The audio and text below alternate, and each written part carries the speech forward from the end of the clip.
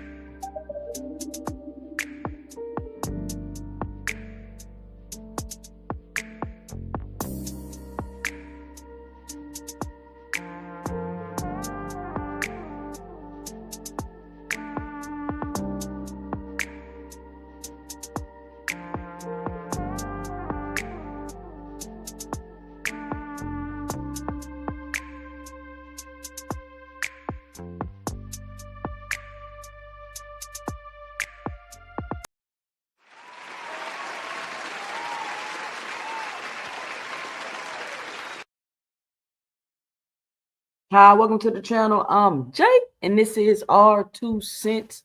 We talk everything boxing, and everybody's entitled to their own opinion. In today's live, we just popped up on here today.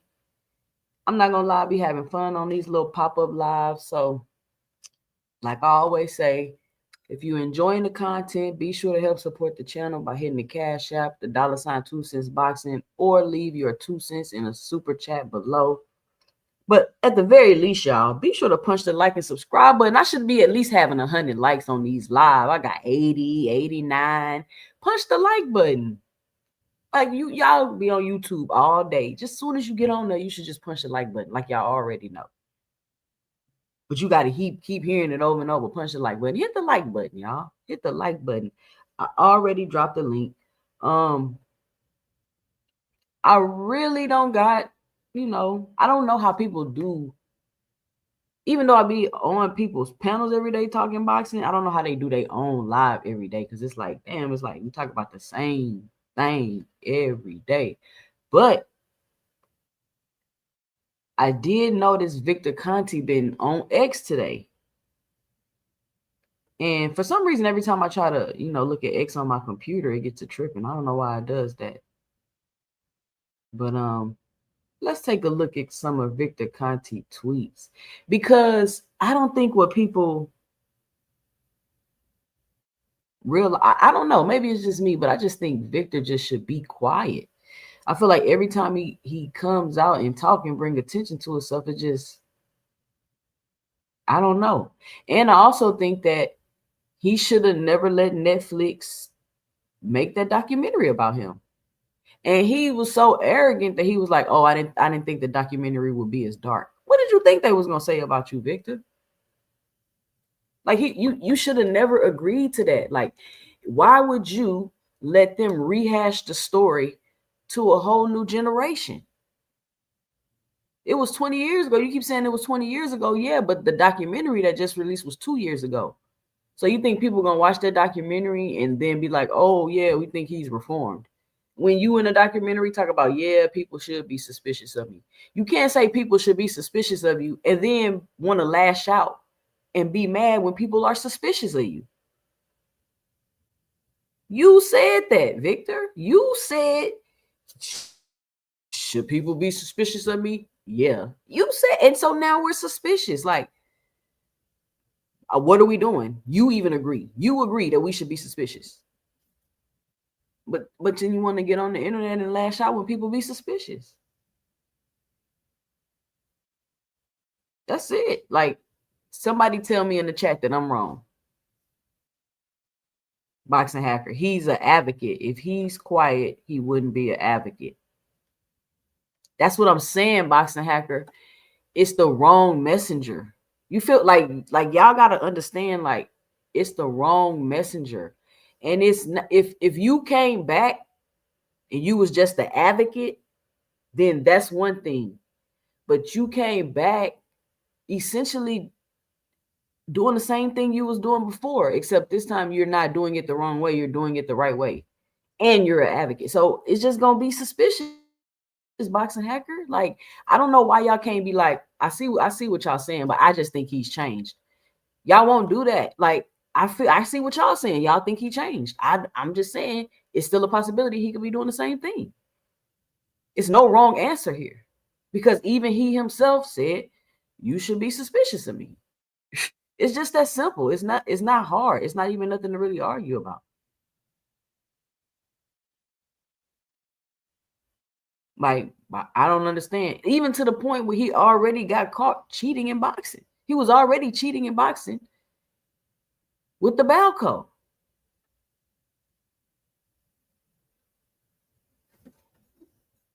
So, I mean, it is what it is. It is what it is.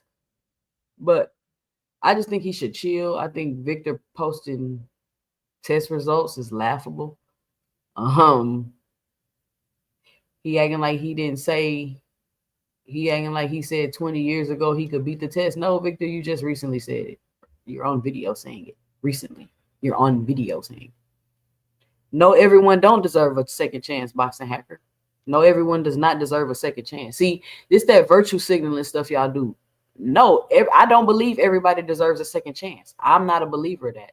Nope, everyone does not deserve a second chance. That's bullshit, Boxing Hacker.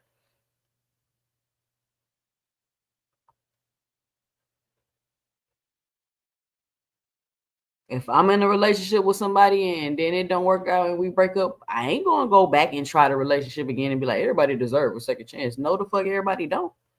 Oh yeah, this ain't 2 Cent After Dark. Let me relax. No, everybody don't. 2 Cents. Do you think we in between Cool Boy and Shoo Shoo? Cool Boy and Shoo Shoo. Shoo Shoo looked decent in his last fight. That's a good fight. Cool Boy. That's a decent fight. Who got more power? Cool Boy or Shoo Shoo?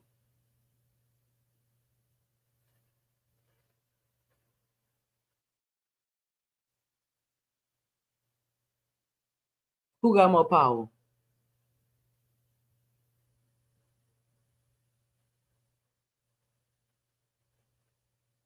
But this is what you saying, Boxing Hacker.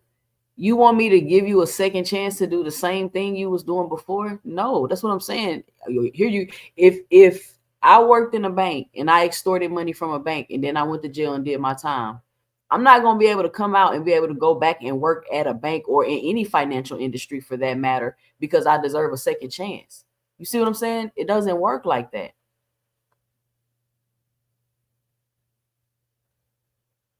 That's all I'm saying. And obviously he getting his second chance. That's cool. But he said be suspicious of him. Boxing Hacker, what are you arguing with?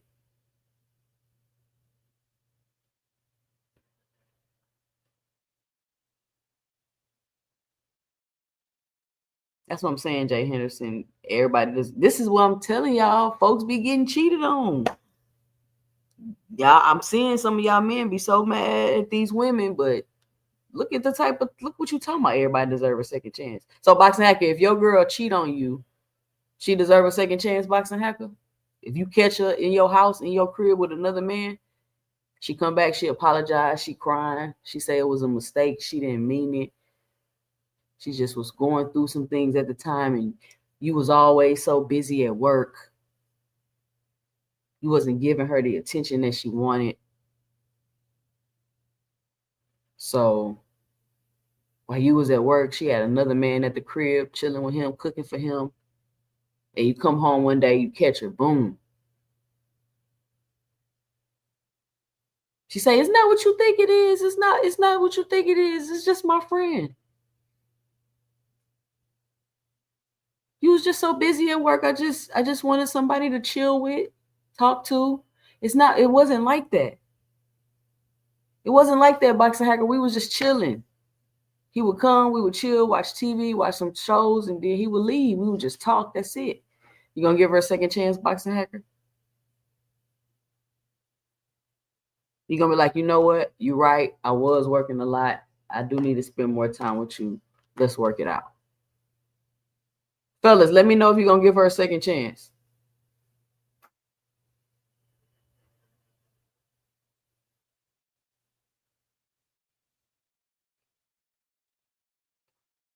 Boxer Hacker, you gonna give her a second chance? You ain't answering.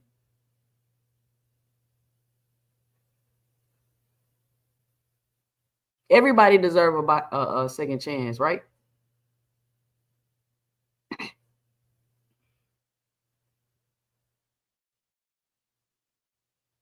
Oh, it's different. No, but you just said everybody deserve a second chance, Boxing Hacker.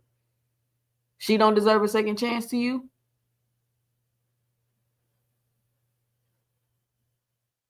Everybody deserves a second chance. That's what you just said. Let me find it. You literally just said that, so you can't even backtrack it. Let me put it on the screen. Everyone deserves a second chance.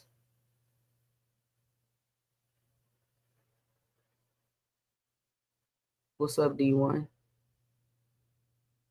What's up, Coach Eddie? D1 Coach Eddie, do y'all believe this comment that Boxing Hacker just made? Everyone deserves a second chance. Do y'all believe that?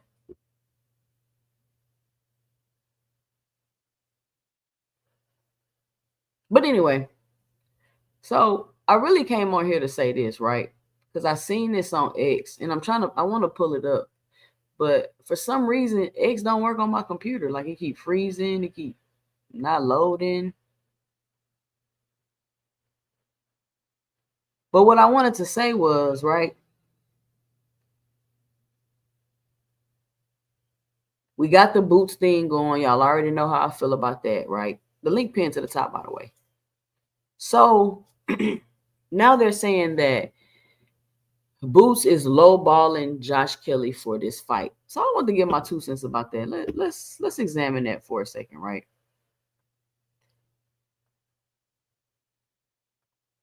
Boots is lowballing him. And I'm wondering, is Boots lowballing him or is he outpricing himself? Does he want more money than what's reasonable? You feel what I'm saying? Like, is he asking for something outside of what's within reason for this fight? Versus the narrative being Eddie Hearn is lowballing them. Now, I'm of the belief that Eddie Hearn might be lowballing these fighters. I'm not saying he is or if he isn't, but I'm just saying let's look at this for a second because I want to make a point. Because in a debate that I won but got overturned, I made this point about Turkey, right? And people was saying it ain't happened yet and all this other stuff, whatever they were saying. But I won the debate, but it got overturned. So anyway, I said that y'all think Turkey giving these fighters all of this money is going to make it easier to make big fights, when in reality it's going to make it harder to make big fights because, or make competitive. I didn't even say big fight. I said make competitive fights because now people are going to want even more money to just simply fight a competitive fight. So word on the YouTube streets is that Josh Kelly is turning down the money being offered to him by Boots. Now, I don't know if any of this is true. It could all be cap, but let's just talk about it like it's true, right? Because it's a narrative and I want to get my 2 cents about it. And they're saying, well, we're giving Josh Kelly some decent money to fight Boots. You know what I'm saying? It's just that he's fought on a Turkey card. So now he wants that type of money to fight Boots. So I say, one, then how is that a lowball offer? And two, how can you expect somebody that's not Turkey to pay you what Turkey paid you?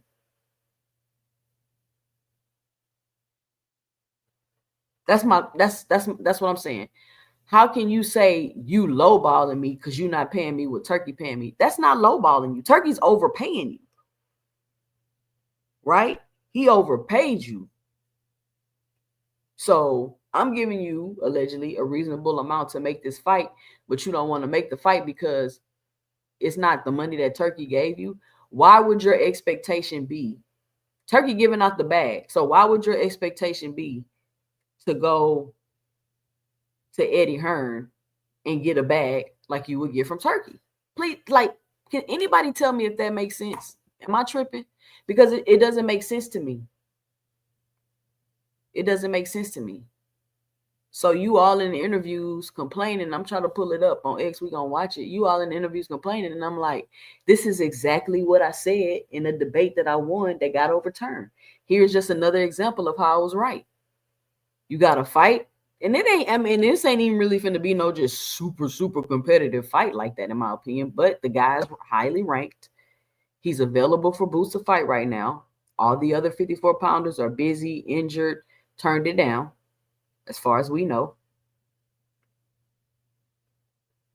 And this guy is talking about, I don't want to fight you because I just fought on the Turkey card and he paid me more money. So you're never going to fight anywhere else then but with Turkey is what you're saying. I'm just asking, like, I'm trying to understand. You're never going to fight anywhere because who's going to pay you like Turkey's? Because quote unquote, Turkey's giving out the bag. Turkey's giving out the bag. But for some reason, the narrative has been flipped to, oh, well, Eddie Hearn and Boots, they lowballing the fighter. How am I lowballing you if you expect to get Turkey money from me? I'm not lowballing you. Everybody should know I can't afford that. These other promoters can't afford that because Turkey has unlimited money. Unlimited money.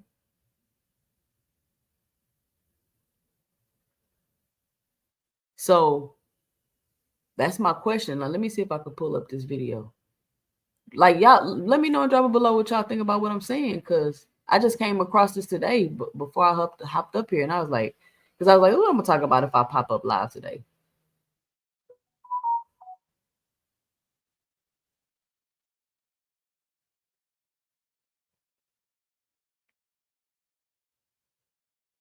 Let me try to find this video.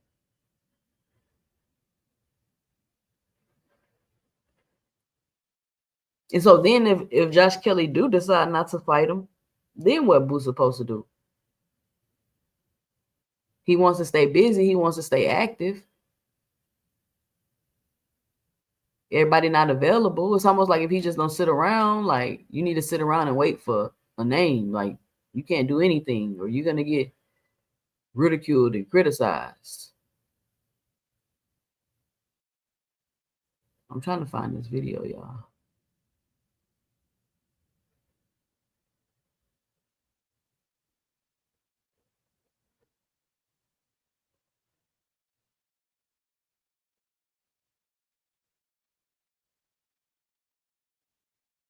I'm trying to find it, y'all. So what y'all think? Let me see what y'all saying in the comments. What's up, Mr. Blue? Jay Henderson, Coach Calvin was a former drug dealer. He now works with kids. Should parents trust him or people don't deserve a second chance? Boxing Hacker. Is Calvin still hanging out on the streets? Is he still hanging out with other drug dealers? Do you still see him having lunch with the plug? He's not doing the same thing, Boxing Hacker. It's not a good comparison. Facts, Jay, you definitely won that debate, no problem. I can't believe Buddy overturned it. It was shocking to me. Here, boxing goes trying to justify Victor Conte being in a business he got caught cheating. I mean, it's just crazy. At Boxing Hacker, that's those parents' choice to trust Calvin or not to. Life is about choices, bro. They shape how people deal with you. Now, that's facts, Jay Henderson. Preach.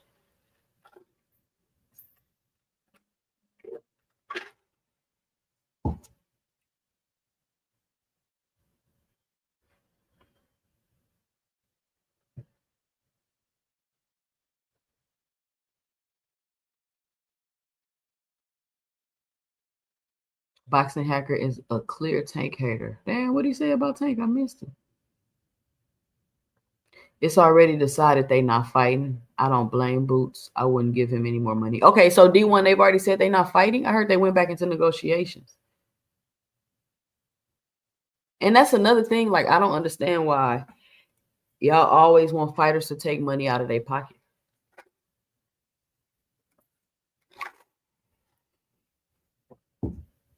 The fighters that y'all manufacturing, they deserve more money. They deserve this. The fighters that's coming up on their own, they should take money out their pockets and give it to people to fight.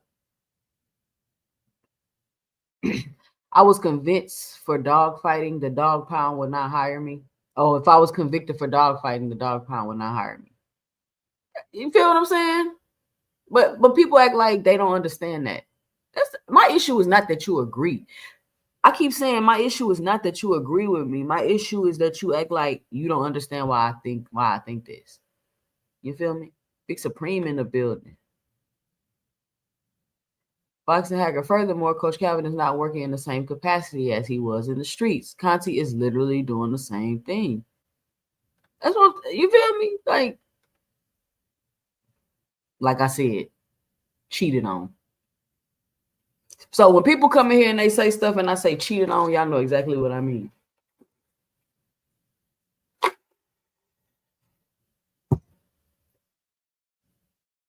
Last I heard, he's going to fight back from now, which I don't know how much I believe that because Josh Kelly already ducked Bakram. What you mean he's going to fight back from now? Fall back. You mean fall back?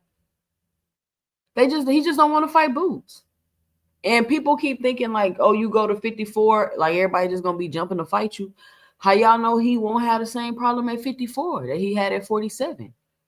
The only issue is the narrative is going to be spent in a negative way. Like I told y'all yesterday, Terrence Crawford didn't even get his biggest fights to his mid-30s. But the narrative wasn't he ducking, he this, he that. Is nobody want to fight him. Like people got that opinion, but for some reason, everybody think Boots is ducking. Ducking who? The man haven't even had one fight in the division, and y'all crying about the man ducking.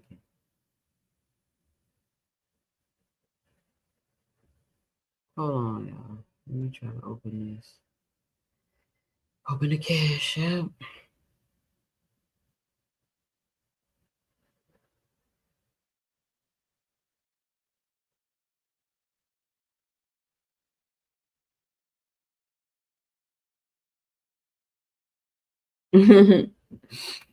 Shout out to my baby that just Cash App me $12 in the Cash App. He says, I'm listening to your show. Thank you, baby.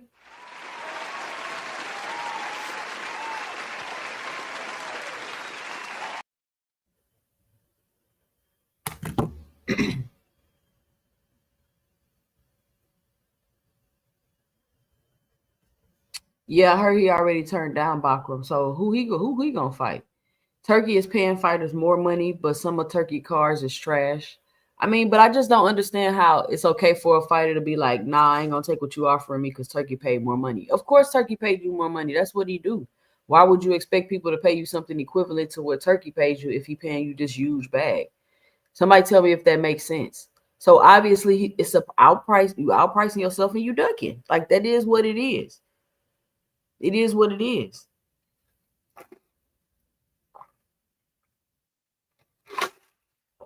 But instead of that being a narrative, you're gonna say he should take the money out of his pocket and pay him. Like what? No, no.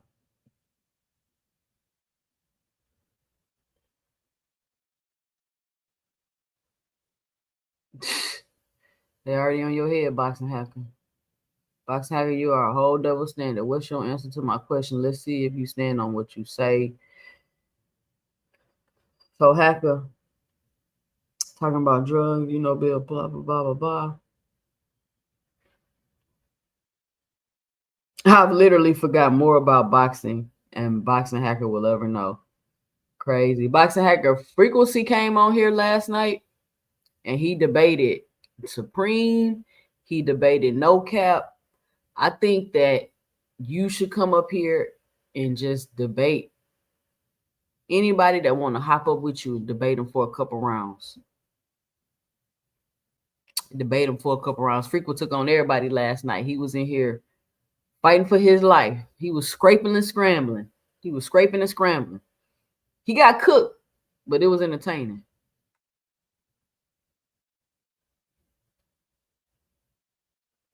No one is gonna go do a downer and then get in a ring and try to fight box and hacker NA.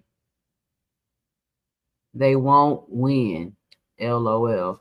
Well, boxing hacker, I mean, listen, if you wanna come up there and challenge everybody like Frequent did on Tuesdays After Dark next week, hey, I'm all for it. I'm all for it. I'm sure there's plenty of people that would love to debate you, hacker. That would love to debate you. Shout out to Jay Henderson with the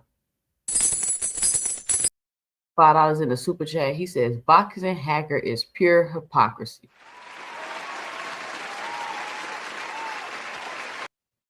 That way, boxing hacker, you could be able to get your points across uninterrupted. I could moderate.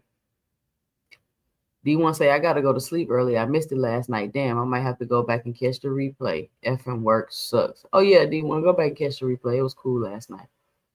It was cool. We had some good debates.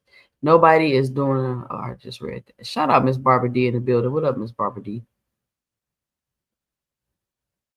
So it seems like, and that's why people like, well, why did Boots sign back over there? Because this is a question.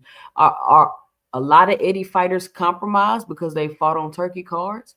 Because I've heard Eddie say before, you know, I'm having trouble getting fighters to basically fight with Matchroom because they all want to be on a turkey card. They all want to sit around and wait for a turkey card. So And that's another issue I have with Eddie is like, why would you let Turkey do that to your stable? And then, I mean, I guess you getting your 20%, but it's almost, I don't know, it's kind of like counterproductive, right? To me, because now you can't make a fight because with somebody you want to make a fight with that in your stable because I don't know, because he fought on a turkey card. What's your question, Dragon Assassin?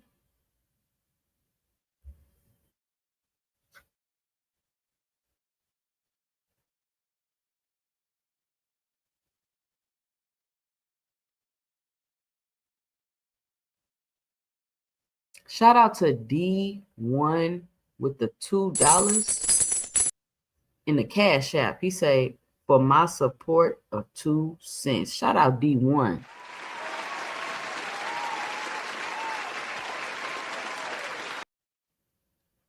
Shout out to everybody supporting the channel. Make sure y'all punch that like and subscribe button.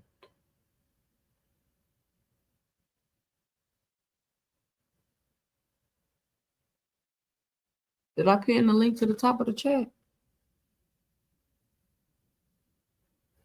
So another thing that I'm curious about that kind of ran through my mind today. Why are people obsessed with saying Tank Davis is retiring, or he's retired? Why y'all just can't wait for him to say if he retired or not?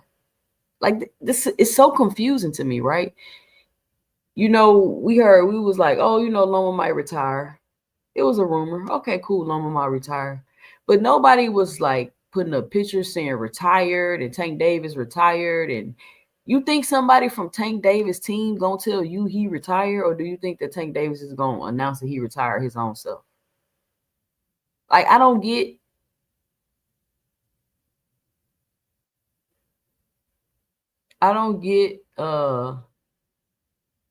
why people are doing that. We don't know if the man's retired. He's never said he said he want to retire. He's thinking about retirement, but to just be saying he's retired, somebody told you he's retired. Like, let somebody from his camp officially come out and announce it themselves, or let him come out and announce it himself. I don't understand why y'all doing this. Championship Insight say 2 cents. I notice you love the business and financial aspects of boxing. Yeah, I do. I really do. Like, I love the business of boxing because it's like a sport too. It's like a sport in itself, just the business of boxing. And once I started understanding the business of boxing, I understood boxing better, and I didn't be as frustrated, and things made a ton of more sense to me what was going on. It made a ton of more sense what was going on. So, I mean, I get it how people feel as a fan when you don't know those things that's going on, because I've been there. Like, boxing is a very intricate thing, and it's a lot to learn about the sport. So you got people that got one favorite fighter. That's cool. Like, it's so many things to be into boxing. You can't really blame people. Like, if somebody's a fan of one fighter, that's cool. If they're a fan of one fighter, what's wrong with that? People are like, oh, you're just a fan of a fighter. We all started as a fan of a fighter. We all started for the most part as a fan of a fighter. You didn't just start watching boxing because and watching everything. No, you started because you were a fan of a fighter, and then it grows from there. Either you stay a fan of a fighter, or you find other fighters you want to be fans of. You find other fighters you want to be fans of. You start learning more about the sport. You find styles that you fans of. Like, it just goes deeper and deeper, however deep you want to get into it. So you got to understand when you're having a conversation with somebody where they are at to have that conversation. You got people that know a lot about boxing that want to try to act like they're better or smarter than people that are a fan of a boxer, when no, that person is just where they at. They just a fan of a boxer. Does that make sense?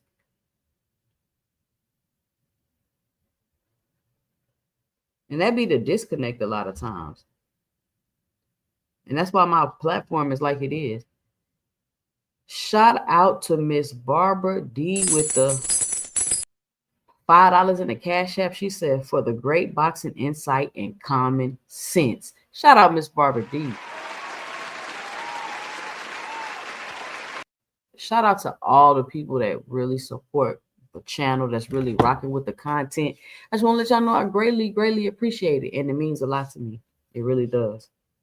And I'm glad that I could create this platform in this space where everybody could just come together and have their own opinions. We disagree, we talk, we debate, but it's all fun and it's all good.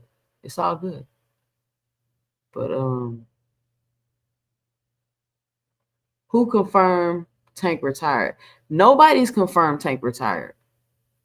Like, and that's why I don't understand why y'all even saying this. Like, why are you putting it out there? Why y'all saying he retired? He didn't retire. He didn't retire. And it's like y'all make up stuff and say stuff and then be like, well, they need to come out and say it ain't. Like, I'm not gonna keep y'all continuously making up stuff. I'm not gonna keep coming out to say. It's almost like y'all forcing me to come out and say something so then you can say something about that. And it's just like a never-ending cycle. Just because Floyd and Canelo got to the point where they could fight who they want, the fans think every boxer had that privilege. I mean, that's kind of how they making it.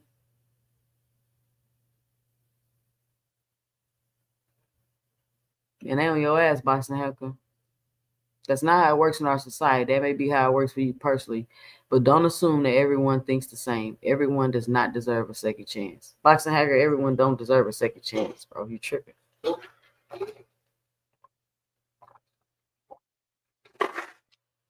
You just said you wouldn't give that girl a second chance. How you gonna say you wouldn't give her a second chance, but you still saying everyone deserves a second chance? Nah, I started boxing because I love fighting as a child. I like martial arts at first, but boxing had a more direct approach. Boxing Hacker, everybody keep telling me you ain't never been in a fight in your life, bro. They said you ain't never been in the ring, and they could tell. I'm not saying that. I mean, you say you've been in the ring, I guess you've been in the ring, but that's what they be saying on the panel. Hey, listen, if you listen to the replay of this live, let me know and drop it below if you would like to debate Boxing Hacker one-on-one. Let me know and drop it below so we can line it up for him. Because he say he want all the smoke. Boxing Hacker say he want all the smoke. Anybody that want to get at him on a one-on-one debate, it could be done right here on this platform.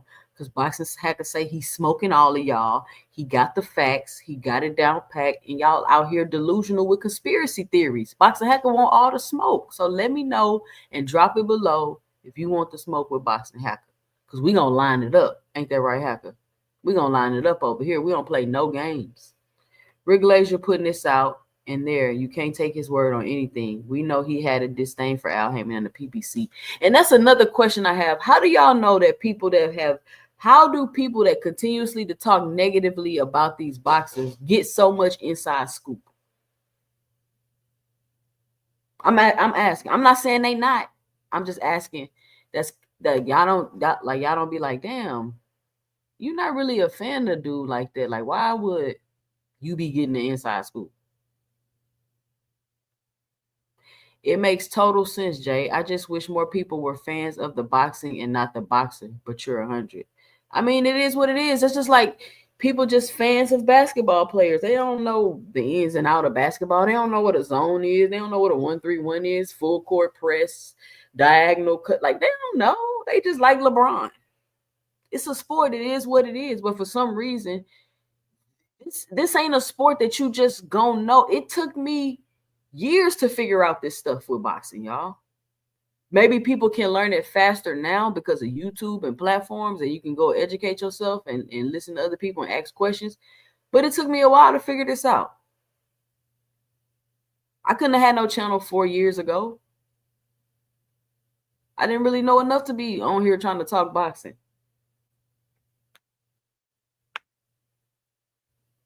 Everybody starts off as a casual, period. Some people choose to stay there. Some people choose to keep going and learn more.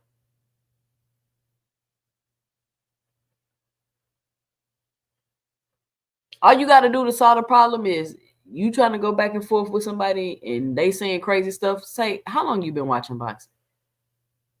And then they're gonna tell you, you're like, oh, okay. And then boom, there we go. Y'all can still go back and forth, but you understand what's going on, but y'all don't do that. Let me clarify. That's how it works in our justice system.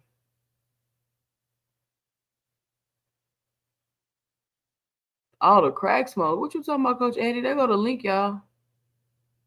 I've been on here for almost an hour.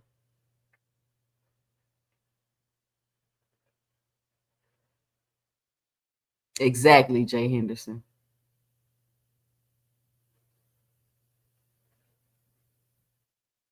Y'all punch that like button.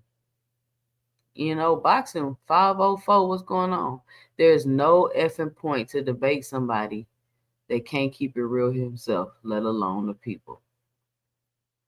I will have to see Boxing Hacker in a ring. I'm calling cap. Boxing Hacker, drop the footage. Email me the footage, Boxing Hacker, so I can show him.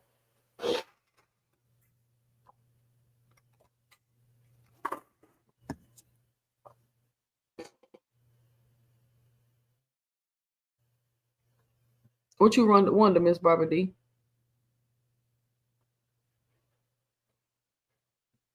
Jay Henderson, name an instance where after you pay your penalty, you don't get a second chance. Bro, are you serious, Boxing Hacker? Rick Glazier has a long history of trying to sabotage the PBC. Like, I can't even understand how Rick Glazier is even credible. And that's what I'm talking about. When I first got into boxing, I'm looking at people, I'm following people, I'm listening to Rick Glazier, and I'm like for 2 years,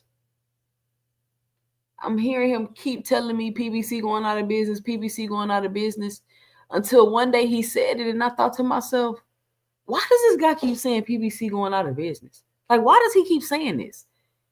And so I started doing some more digging and getting more information, and I'm like, wow, this is crazy. Like why does guy keep saying this and saying, like, it was always so negative and PBC this and they having a problem with this. It's the same pattern and thing they do now.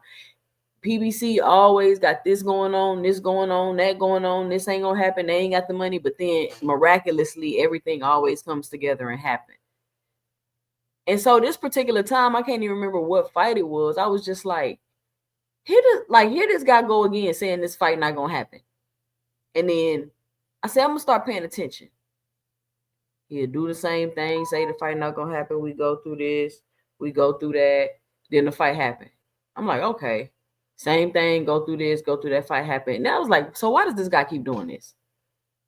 Why does this guy keep doing this? Fast forward to today, I'm like, how is this guy even still credible?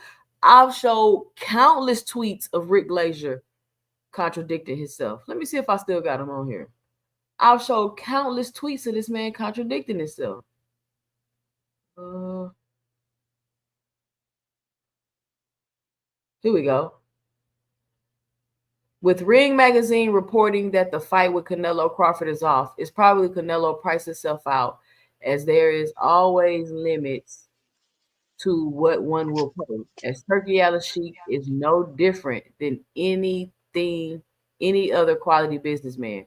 There is a limit to what something is worth. Canelo ducked David Benavidez, and now looks like Canelo is ducking Terrence Crawford. For all you geniuses and know it all, Turki Al Sheikh is not going to run out of money. Riyadh's season efforts are backed by the general fund of country, Saudi Arabia. They can do whatever they like to do. They're a country. They print their own money. It's not a person. It's not a hedge fund. It's a country that's doing these great boxing events. This is unprecedented in boxing. So now they print their own money and they can do this and do that. But in this tweet, it's limits to what one will pay.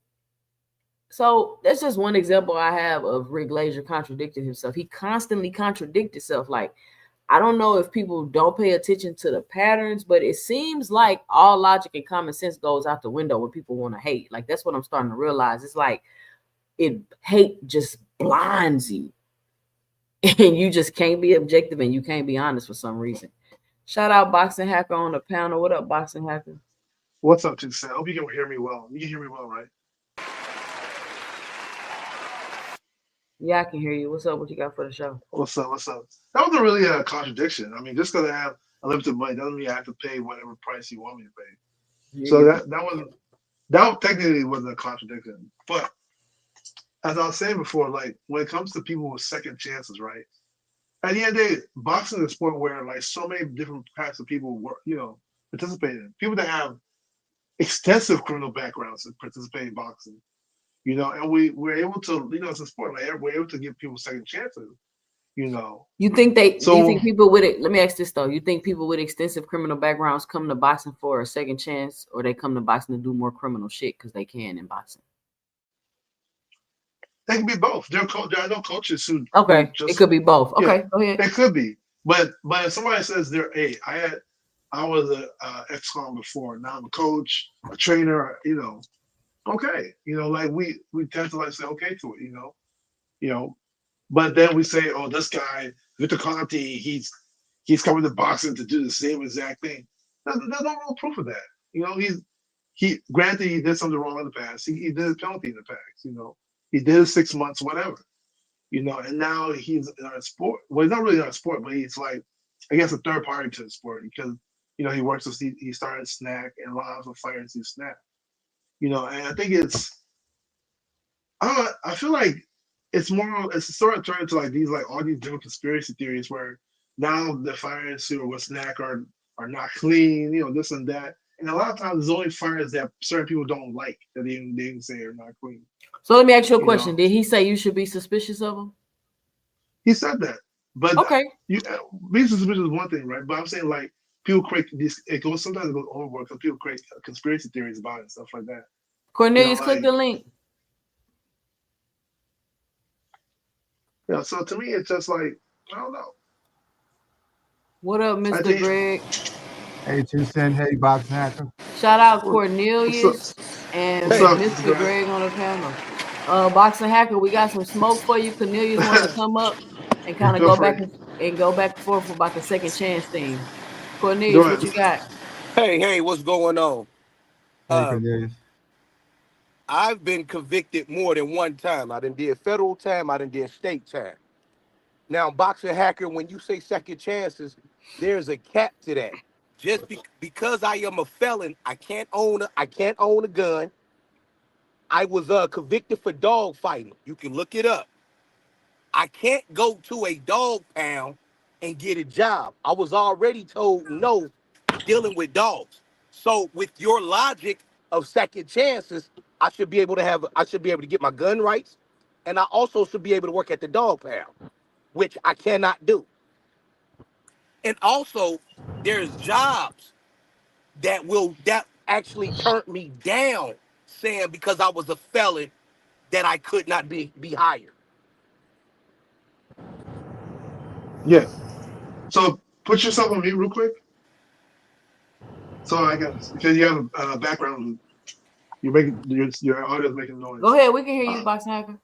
Okay, so remember what I said. You have to. Any person who has paid their penalty deserves a second chance. When it comes to you not being able to go to the dog pound, when it comes to you not being able to own a firearm, that's you paying your penalty. That's part of your penalty. Those things are part of your penalty.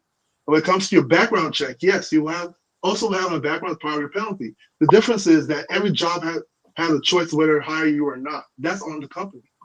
But as far as our justice system, as soon as you pay your penalty, you're given a second chance. If you have life sentences, that life sentence is your penalty. Unfortunately, your life can't extend your life sentence. But everybody has to pay a penalty. Once you pay a penalty, it's okay.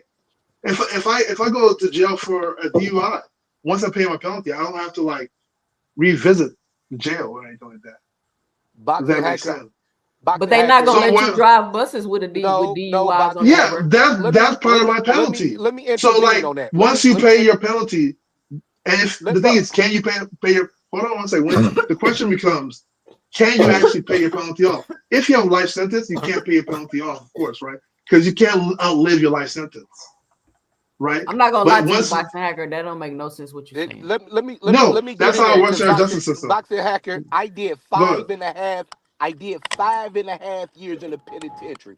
Once that time is done, that's considered me serving my penalty.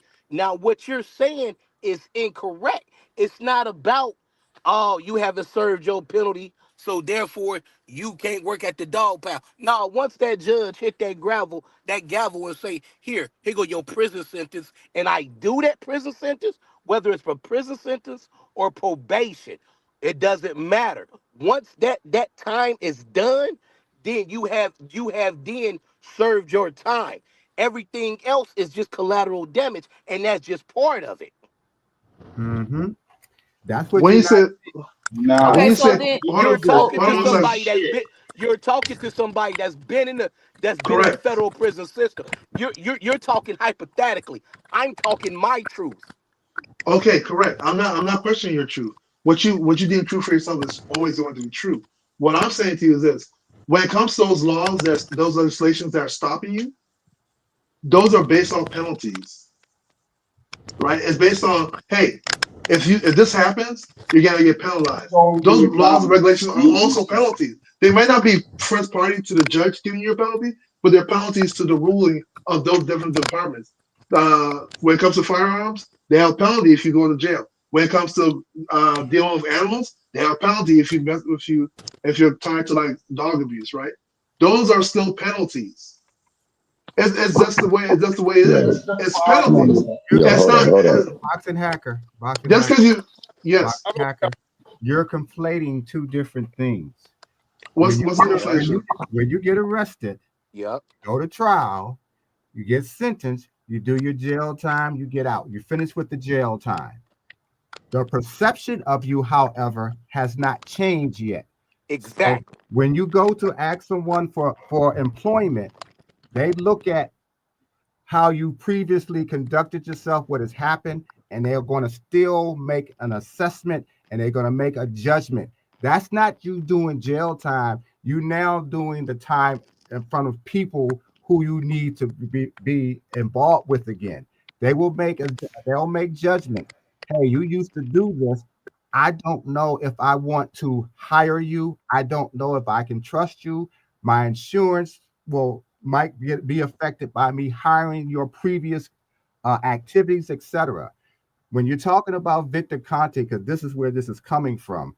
Yes, Victor did his jail time, but the damage that Victor did still resonates, which is why other professional sports do not want him anywhere near their athletes in that sport. Boxing has allowed him to be in the sports because it's one, it's not fully regulated like it should be. Two, the powers in boxing really wants him around there. He should not be there either, but he is. It doesn't matter whether he's doing anything illegal or not. The perception of Victor, what he's done, and what we keep seeing in boxing right now with the boxers popping up dirty. You look back and you see you still got people that are involved with boxing again who were responsible for some of the dirty stuff that happened before. So the conspiracy theories is part of what you have to pay. Those fighters who use Victor, okay, they may not be doing anything dirty, but they got somebody who has the impression, who has the image of being dirty, and then they see boxers currently popping up dirty, whether it's Victor or not. So yes, he will Yeah. always put, just like if I was if I ain't gonna say me, if someone was a child molester. Yes. Don't say that, Mr. I was Greg. just about to bring that Yes. one to the team. Go to But jail. Maybe they get Yes. assaulted in jail, maybe they get killed in jail, but let's say they get out of jail at some point in time. And then there's Yes. still things they can't be around children. Their crazy school, back. Yes. all of those things. Correct. But Are sometimes still even in your penalties. family, some family members like, no, we don't want Uncle so or so and so around my kids, even though he's done Yeah. his jail time. Even if you're in a store, even if you're in a playground, the perception of what you've done, what you got punished for, now you got to deal with the general public. You've already done the jail time part. You got to deal with us. And probably forever, we're going to always see you that way because we're going to err on the side of safety for our kids, as opposed to say, let's give you another chance. I'm not giving you Yeah. another chance to do what you already did to somebody else's kid to mine. So the Yeah. same thing is happening with boxing fans. We don't want to give you another chance to ruin another sport because of what you do. Even though the athletes have to take responsibility as well for having you around. That's why they also, even if it's your favorite fighter, they also are going to be looked at as with suspicion because of who you have with you. There is no justification of defending Victor.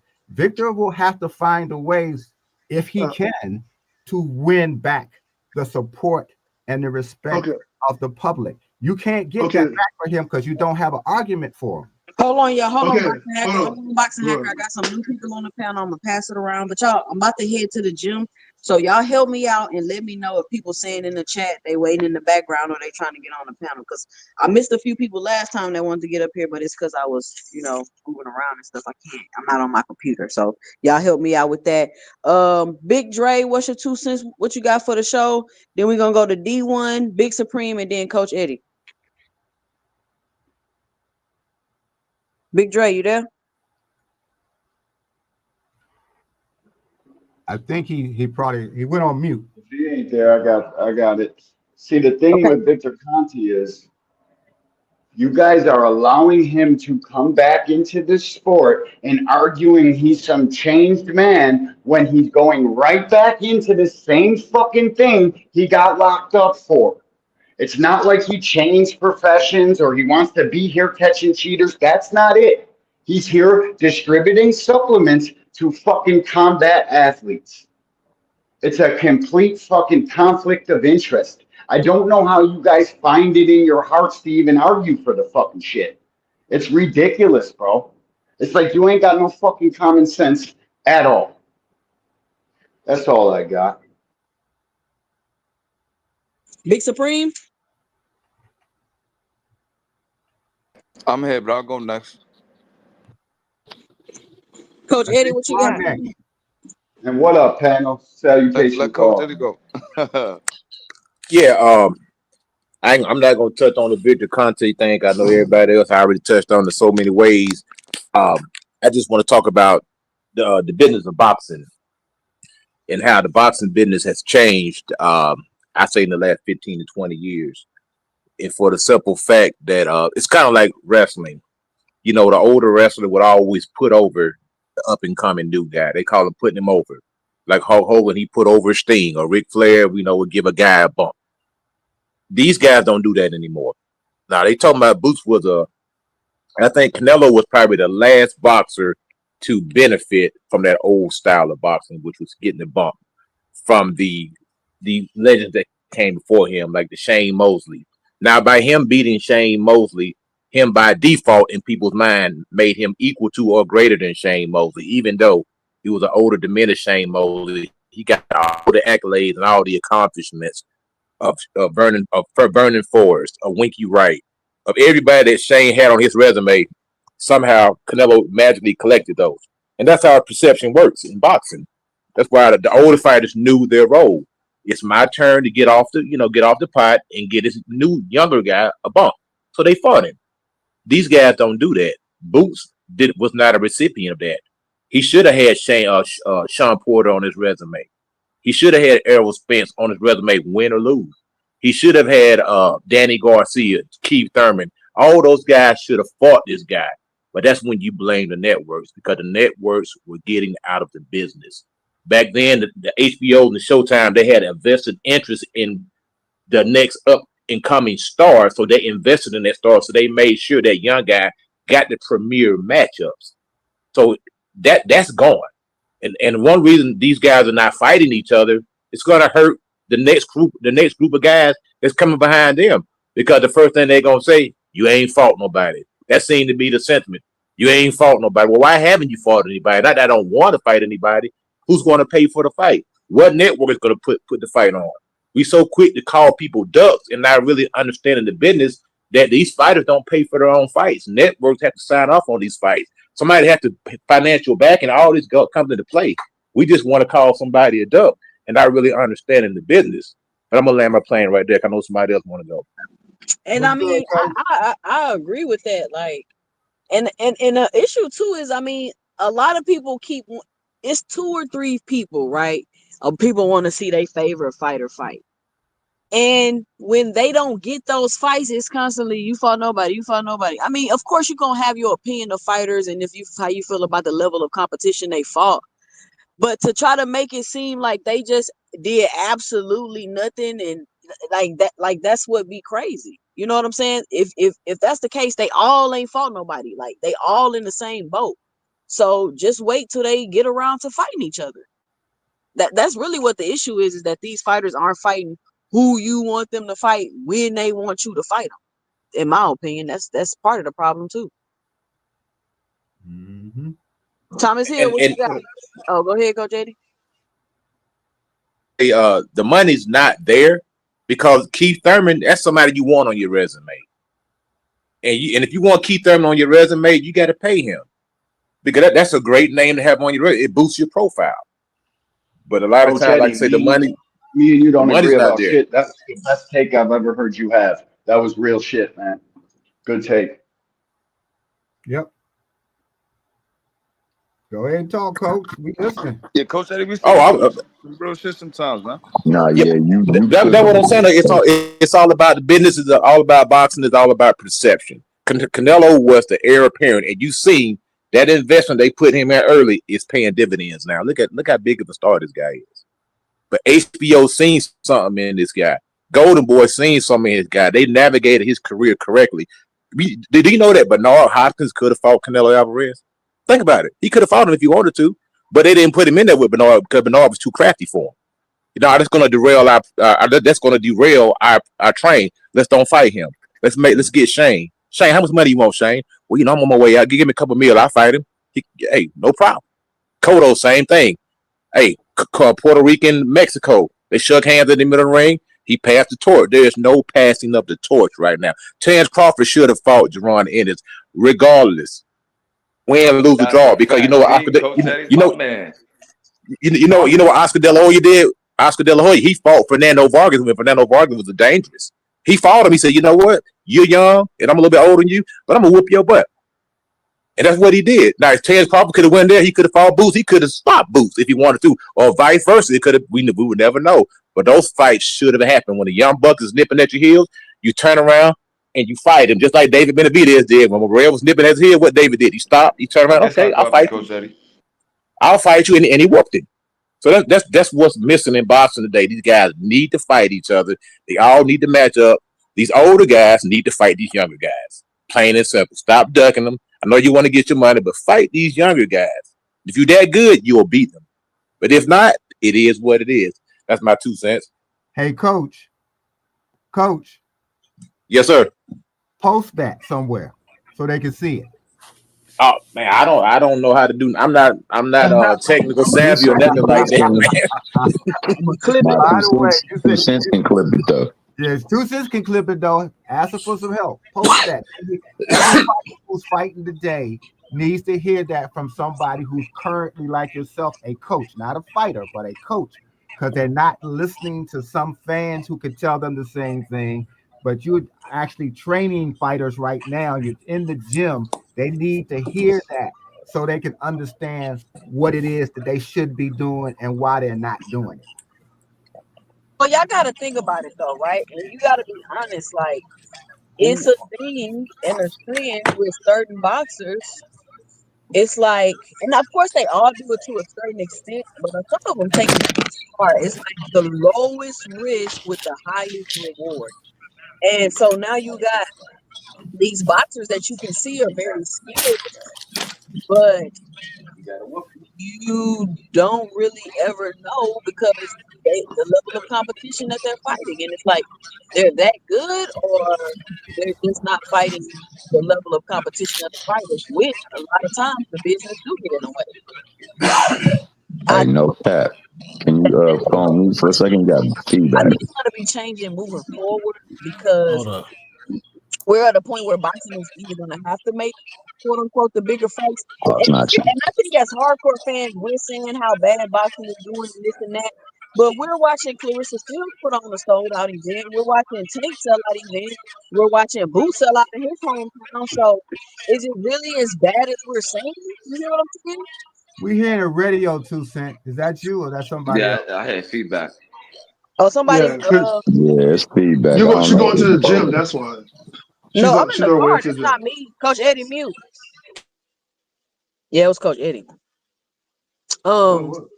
So that's what I'm saying. Like us as hardcore fans, you know, we know a lot about the sport. We know a lot about the business. We feel like it's this and that, but I'm looking around. I'm still seeing fighters able to put on, you know, to build fan bases and put on sold out events. I'm still seeing fighters able to do that. So is it a matter of more fighters not being able to do that? It's part of the issue we're having with the sport. You get what I'm saying? Because I feel like some of these fighters got to take some type of accountability for this also. Yeah. Hey, Tuesday, you mind if I respond to what Mr. Greg and Phineas said? Don't do it, dog, because you can't respond against it, bro. Sorry. No, I just want to respond because, you know. About the topic? Well, I guess the topic sort of, I don't know, switched. What you want to say about you? Oh, thank you. I appreciate it. So, Mr. Greg, to understand what the initial premise. So the argument was about, you know, do you get second chances in the justice system? I'm saying as soon as you pay your penalty, then you're given the second chance, right? So when it comes to, let's say, what you mentioned about, like, I guess, like pedophilia, child molestation, your penalty is what? You go up there and you get put on the list for people who can't be around children. Those are your penalties, right? If you go to jail, you pay that penalty, you leave. And you're not allowed around kids no more. I said you're that. not allowed back on the school grounds. I said that. So that also is part of your penalty. You can't pay that particular penalty. However, you go to jail, I'll pay that penalty. So then the court, Victor Conte's never been penalized. Wrong, yeah. Victor Conte. So to clarify, he's not being penalized. He's back around the athletes doing the same thing. What is the penalty? No. Okay, but what did he get? What did he go to jail for? Remember, he was charged with 44 counts. He only got convicted of 2 counts. One was conspiracy. The other one was money laundering. Those are the only 2 counts he got convicted for. That's why he only went to prison for only 6 months. You know, people act like he didn't go to prison for distribution. Only conspiracy, only money laundering. His penalty was to pay that 6 months. Which because he read it, bro. He made a deal. He read it on No, that's not it. The reason why Boxing Hacker, do you know how you said you can't this person, the PDF file can't go back to the playground? That's part of his penalty. Shouldn't you not being able to work with athletes anymore be part of your penalty? Don't you think he got a conspiracy charge. He didn't get a distribution charge. Remember that. Conspiracy. Stop the fucking cap, dude. No, everybody. You guys can Google. So the reason why, because y'all been listening to people say the wrong stuff. The reason why is because they never really had a case. Most of clear. You just tell me that. Yes. The reason I'm saying that. The reason I'm saying that. Let me respond. That's what it is. Dude, relax. The reason why is gonna make sense. It's gonna make sense in a minute because people been telling y'all weird stuff. The reason why he only got 2 counts is because the clear, which everybody talks about, which he didn't create, is a new substance. So it wasn't actually illegal. Neither was the cream. Neither one of those substances were illegal. So this whole thing about they couldn't detect it. It wasn't even a legal substance for them to detect. It was just hydrogen and some chemical they find in birth control pills. That's what the clear actually was. It was a new substance.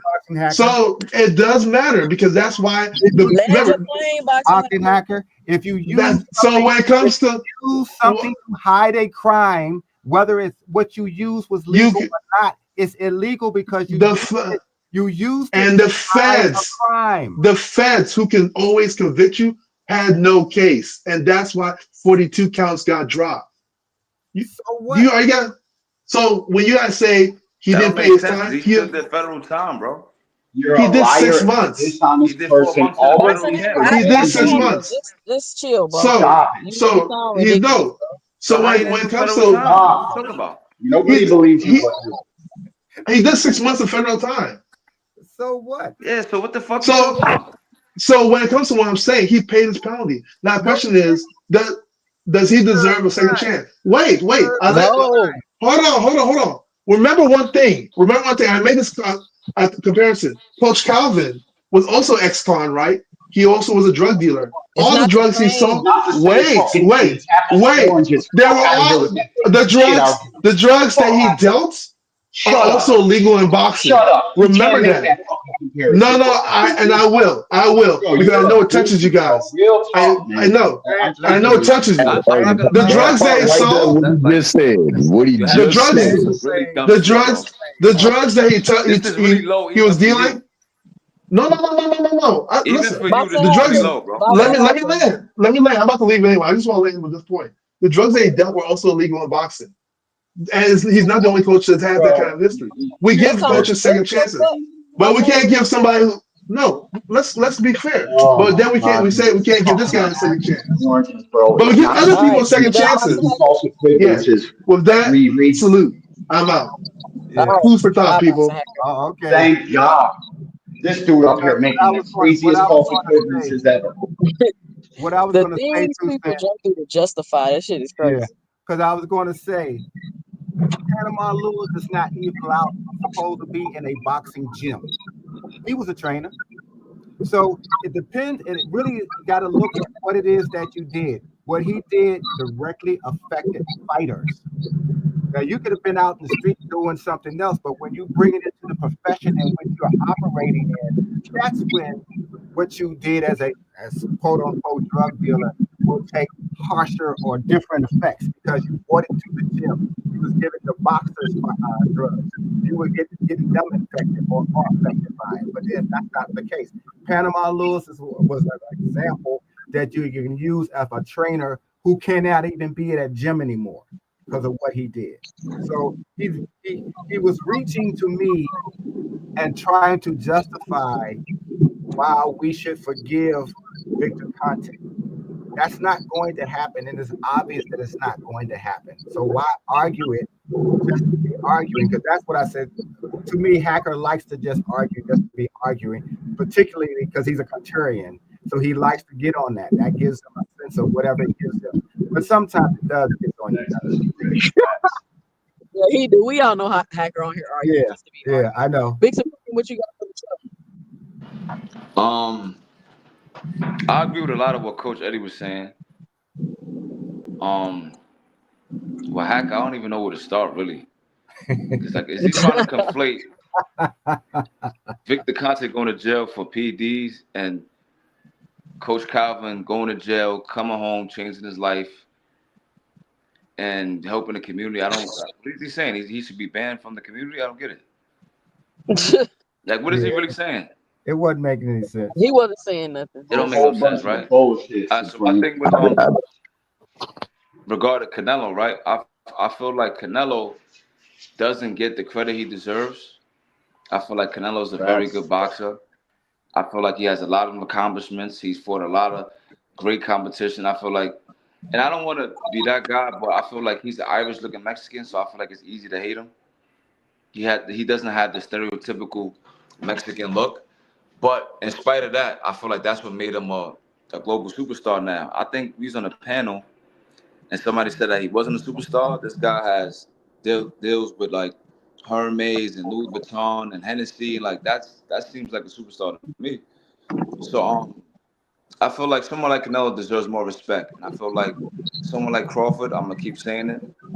I think he's a great talent. I think he's done great things in the sport, but like Coach Eddie said, right, he hasn't passed the torch in a sense. He hasn't fought the young, hungry lion like a Sugar Ray Leonard. He didn't have to fight Terry Norris. He didn't have to fight any of these young dudes coming up. And I felt like Mayweather did it with Canelo. I felt like he could have did it with Boots. And I felt like Crawford has the very like weird rabid fan base. Where it's like they feel like he could be Hagler, he could be Leonard, he's the greatest of all time. They saying he could go up to 175 and be undisputed. I hear a lot of wild shit with Crawford. Not 175. Yeah, I seen somebody say that shit. Yeah, no, I they seen be somebody saying say some before wild time stuff. undisputed. They say some wild stuff about Crawford. Like you said, that nigga walking on water is the perfect ass picture. Yo, he walking on water. Yeah, you can't. I But love Crawford, but I know where his limits are. yeah, definitely. And I feel like addressing the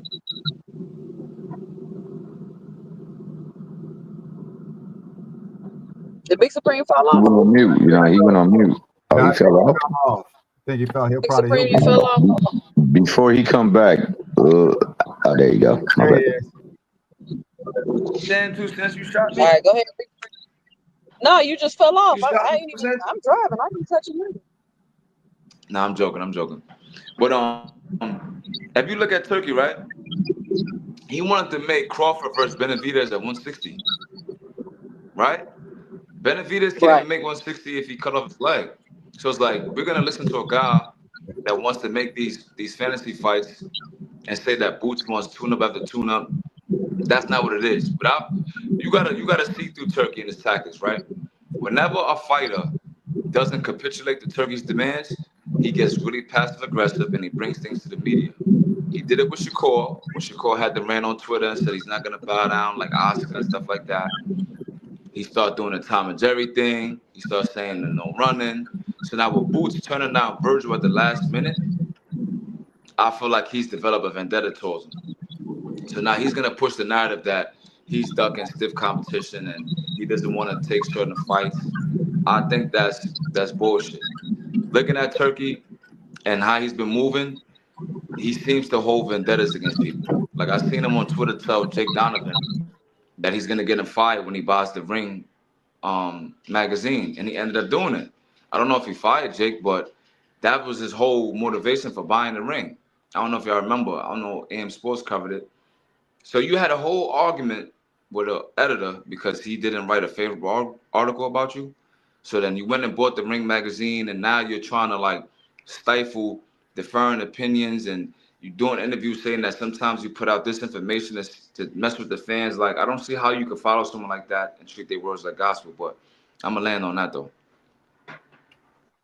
Yeah, that's a good point. But you would think the fans would be smart enough to be like, Boots really ducking T.O.? Is that him ducking competition? Boots not fighting Devin Haney? Is that really him ducking smoke? Like, you would think the fans would catch on to it and be smart enough to not even gravitate towards that narrative, but they did. And then Jackie joining Kersey with it. They running, they gone with it. They running with it. And I'm like, how does this make sense to y'all? Thomas Hill, what's your 2 cents? What you got for the show? Yo, I'm gonna say this. It's kind of hard to follow up with Mr. Greg, then Coach Eddie, and then what Supreme just said because it pretty much covered everything. I mean, the only thing I will say is that it's diabolical for a nigga to come up on here and tell somebody to mute when that nigga give you the biggest static and the biggest noise possible, the biggest distraction there is. This nigga want a second chance at running things up. I see. He believe in second chances from that standpoint, but like it was said, you know, you can't. Certain things can't be done in certain aspects of life, and then it just be all forgiven. That stays with you. It's like eating pomegranates and getting it on your white tee. That don't never go away. That stain gonna be left there. No matter how faint it is, it's gonna be there, and you're gonna have to carry yourself differently, no matter what. So when he, like he said, using it, because I was gonna go to the molestation or messing with children in a way. Once that charge is on you, your way of regulation is all the way different now. You have to do certain things just to be in society. Otherwise, you lose your freedom and your liberty just like that. And like Mr. Gray said, as a parent, you wouldn't want your children around certain folks knowing this. Why would you want your fighters around certain folks? Why would promoters want certain fighters? Now I believe like fighters play a big part in them not getting fights made, but the promoters and the money that they want to put up or have to put up or they don't gain or lose has a bigger part of this, and they never ever get talked about. It's a clear understanding in a specific fight between Tank and Loma, where both the fighter of the opposite promotion team and the promoter said they never entertained a fight with Tank. Yet and still, we got people out here claiming Tank done ran from this ninja for years and years and years. Meanwhile, like you said the other night, when it actually does happen is by a certain person, and this certain person been moving from away from fights in 35 for the longest. This nigga get like diplomatic immunity because he looks a certain way, and that goes back to what Supreme said about how Canelo is being received. He gets hate because of that, but he also is easier pushed to become an icon because of it, because of his look. His look is more European than it is Latin American. And there was a passing of the torch between Floyd to him. He still has the opportunity. Somebody in the chat said that. Somebody said there's an opportunity for Floyd to still pass the torch, but it would have to be Benavidez because it wouldn't be anybody else who's gained that much traction where people rock with. Like Sugar Ray, I remember him fighting Camacho. And for a while, Camacho took the reins and was a big name until he got knocked off and stuff like that. We got to have somebody get that reins from Canelo because Canelo just got right now. He holding the keys like it's his, and he need to go on and give us that fight. I think he still makes that fight, but it'd be his last fight, and it would be a big money fight, especially if Benavidez is able to continue his upward projection because that dude has been getting better and better and better. And then lastly, I'll say this: somebody also in the chat said, "My man, Boxing Hacker thinks he knows everything," and they said he like is the Disney version of it. I think he reads a lot of books, watches a lot of stuff, and he comes in there and he tries to apply the knowledge like it was original. And every now and then he might conflate some things, but sometimes he just doing it just to what he said. I do it because I know it gets you guys upset. He said that before he went into his outro. So we got to stop being so mad at Hacker. You know what I'm saying? Because Hacker just here to do his thing. And on that, I'm gonna let my play. It still gets on your nerves Now sometimes. he can do his thing somewhere else, man. Fuck that nigga. It still gets on your nerves. And I say reading comprehension is something that he's not applying either. You can read a lot of things, but if you don't comprehend what you're saying, particularly in a setting where you can be challenged by it, it means that you're just reading and then you're just regurgitating what you picked up because it sounded good. But again, because Hacker is, like I said, a contrarian. I don't dislike him. I just sometimes he just gets on your nerves. Absolutely. Yeah, Like, I go like Hacker. home, Hacker's like his Roger. slow cousin. Rich, what's your 2 cents? What you got for the show? Man, what y'all was talking about? Y'all was just talking about the drug stuff still, man. No, we was talking about, and this what I really came on here and wanted to get y'all 2 cents about is how I was saying, you know, this is one of the reasons why people have an issue with Boots going back with Eddie Hearn, because it's like even with Eddie Hearn fighters, it's coming off like they not gonna want to make fights with Eddie Hearn because they rather fight with Turkey because he pays more money. Because I'm hearing Josh Kelly saying, "Oh well, they lowballing me because it's not as much money as Turkey paid me." Can I say something about that, right? They got a lot of static. That ain't me. I'm on mute, so I don't think it's me. Thomas, mute yourself. Yeah, it's Thomas. Yeah, So I'm like, okay. How is he lowballing you? And this is what I'm saying about how narratives get spit, right? How is he lowballing you because he's not paying you as much money as Turkey?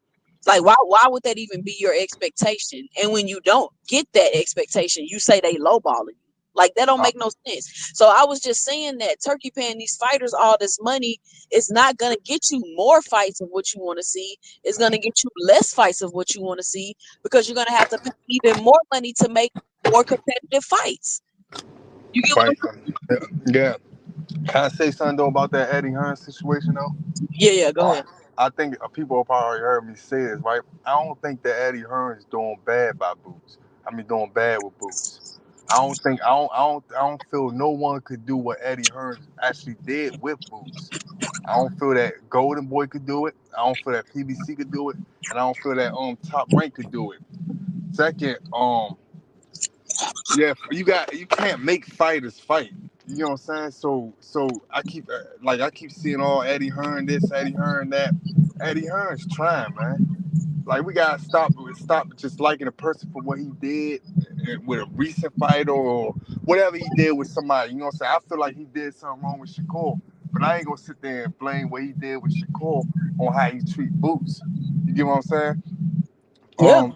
As far as Boots, I called him ducking just to be playing around with certain people that be coming up on here acting like he don't want no tune-ups, acting like he ain't say nothing like that, like everybody just delusional. Robert Garcia's son, Eddie Hearn, Turkey Out of Sheep, just a bunch of people just delusional.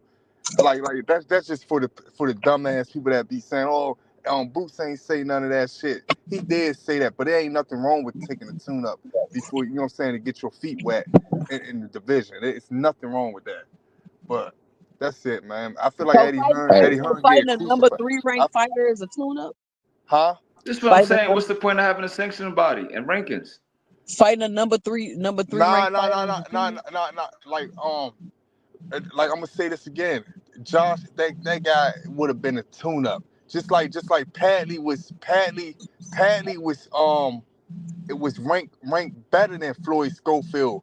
But to me, Shakur, that was a tune-up for Shakur. That wasn't even a tune-up. That was just a Nigga, fight. both of them fights was a tune-up for Shakur. That nigga. Yeah, you could say that too. You know what I'm saying? But I feel like Floyd Schofield, people wouldn't looked at it like it was a tune-up if he would have fought him. But Josh Padley was ranked way above, you know what I'm saying, above Floyd Schofield at the I ain't gonna lie, that's false, Rich. Hey, y'all, I'm about to go in the gym real quick. Y'all got it. Hold on. He was ranked in certain sections above Floyd Schofield at the time. Josh Padley was. Nah, that's false. You can Rich. look it up. You can look it up, and you could see that they were saying that he was ranked way in front of him. That's the media trying to justify that dumbass fight. Nah, but it's not about that. All I'm saying is you could be ranked at a certain, like right now Mario Barrios, he's ranked somewhere, but if in my eyes, he'll fucking tune up if Brian Boots was still at 147. That nigga ain't shit. That nigga wouldn't be shit. He'd be a tune up for Brian Norman Jr. He'll be a tune up. You said that no other promotional company could do what Eddie has done for Boots. What has Eddie done for Boots? I mean, Now, I agree with you. He's done better by Boots than he has Shakur. But what has he actually done? What fights has he gotten since he's been with Eddie? I look at people. I'm not even gonna say matter of fact, I am gonna say that. I look at people that try. He tried to get him the Virgil fight, but Boots wasn't on page saying he wanted to stay at 147. You remember that? He tried doing it again, but Boots wanted to do this. So he's you only could I feel like towards Boots, they like, damn, how I'm gonna explain this? It's like hey, I don't want to say it like this because y'all gonna be like, man, this nigga a jailbird. All right, but it's like you have a case manager or something like that. At the end of the day, they work for you. You get what I'm saying? Like, even though they getting paid, but they work for you. And I feel like Boots is making Eddie Hearn work for him. You get what I'm saying? And Eddie Hearn doing all he can. I don't feel like other companies would do that with Boots. You know what I'm saying? So that's that Virgil shit was PR, man. I don't know about PR. I don't know none of that shit. All I'm saying is that I feel like no other company would do what they doing for Boots, for like they doing, like Eddie Hearn doing. I'll even go one further than that. That's why Boots re-signed with him, cause he know it, man. No, he signed for the money. He got paid. Eddie Hearn is offering the most money, so he signed with Eddie Hearn. Huh? I agree and disagree. Eddie Hearn offered the nigga the most money, so he signed with Eddie Hearn. I mean, how you know PBC wasn't gonna offer him that much money? Because they said PBC is the reason why he got the IBF belt. They talked to PBC, they talked to Hearn. Hearn offered him more money. And this another thing, right? This another thing. Eddie Hearn promotes him better than a lot of people. PBC not. He only had one promoter. Eddie Hearn, the first promoter he ever had. PBC not gonna have no promoters or none of them out there doing what Eddie Hearn doing for Boots. How do you know? PBC got all the stars in boxing. Hey, look, what you mean? How do I know? Let's keep it harmonious on the panel, man. Just keep jumping up saying stuff. Too early. He was with them. He was never with him. He was never with PBC. Yeah, that's true, Rich. He was never with No, he wasn't. He was signed to Showtime. But it's That's not why an you issue because though. people feel like Everybody can't be with the same promoter though, so it's not an issue. I mean, PBC's main guy is Tank, so you know what I'm saying. You only got room Yeah, I for one think of the people big just like fish. to So argue, man. I actually think I that'll just make like people. I boxing like to easier. argue. Everybody have one Like promoter. like people just like to argue Ain't nobody sometimes, man. arguing. It's a fact. He was signed with Man, Showtime, not we PBC. we know PBC at top. We know they not gonna do good with Boots. The only person I can say that's close that probably would do something with Boots is Oscar. That's the only person. What black fighter is Let me Oscar made a star? address Name one black fighter Oscar made get a a star, chance, 2 man. cents. hey, but hold on. But at the end of the day, you got to remember this: Eddie Hearn did a tremendous job with Anthony Joshua. Like it or not, did a tremendous job with him. The man That's is a your crazy guy, Just though. hate multi-millionaire. Now Boots is in the position because Anthony's getting ready to retire. Boots is in the position to take over a nice little fan base there if he's promoted right. You bring that kid to England, you bring him to the O2 Arena, you bring him to Wembley, and he sells that thing out. The dude is a freaking global star. When you do And to that, take it to the one point, why does Boots have a name anyway where Eddie Hearn wanted to sign him? Because of Showtime. Because he was on the Showtime cars. Eric Espinoza was promoting Boots. That was Boots. That was his guy. He put Boots on. That's how Boots got a name. He had a name before he signed with Eddie Hearn. That's why Eddie Hearn signed him. okay. But So you know what what that side got of to the do with street he built his anything? I name mean, up on? you parlay your fame and you parlay what you did in the best situation for you, not a promotion company.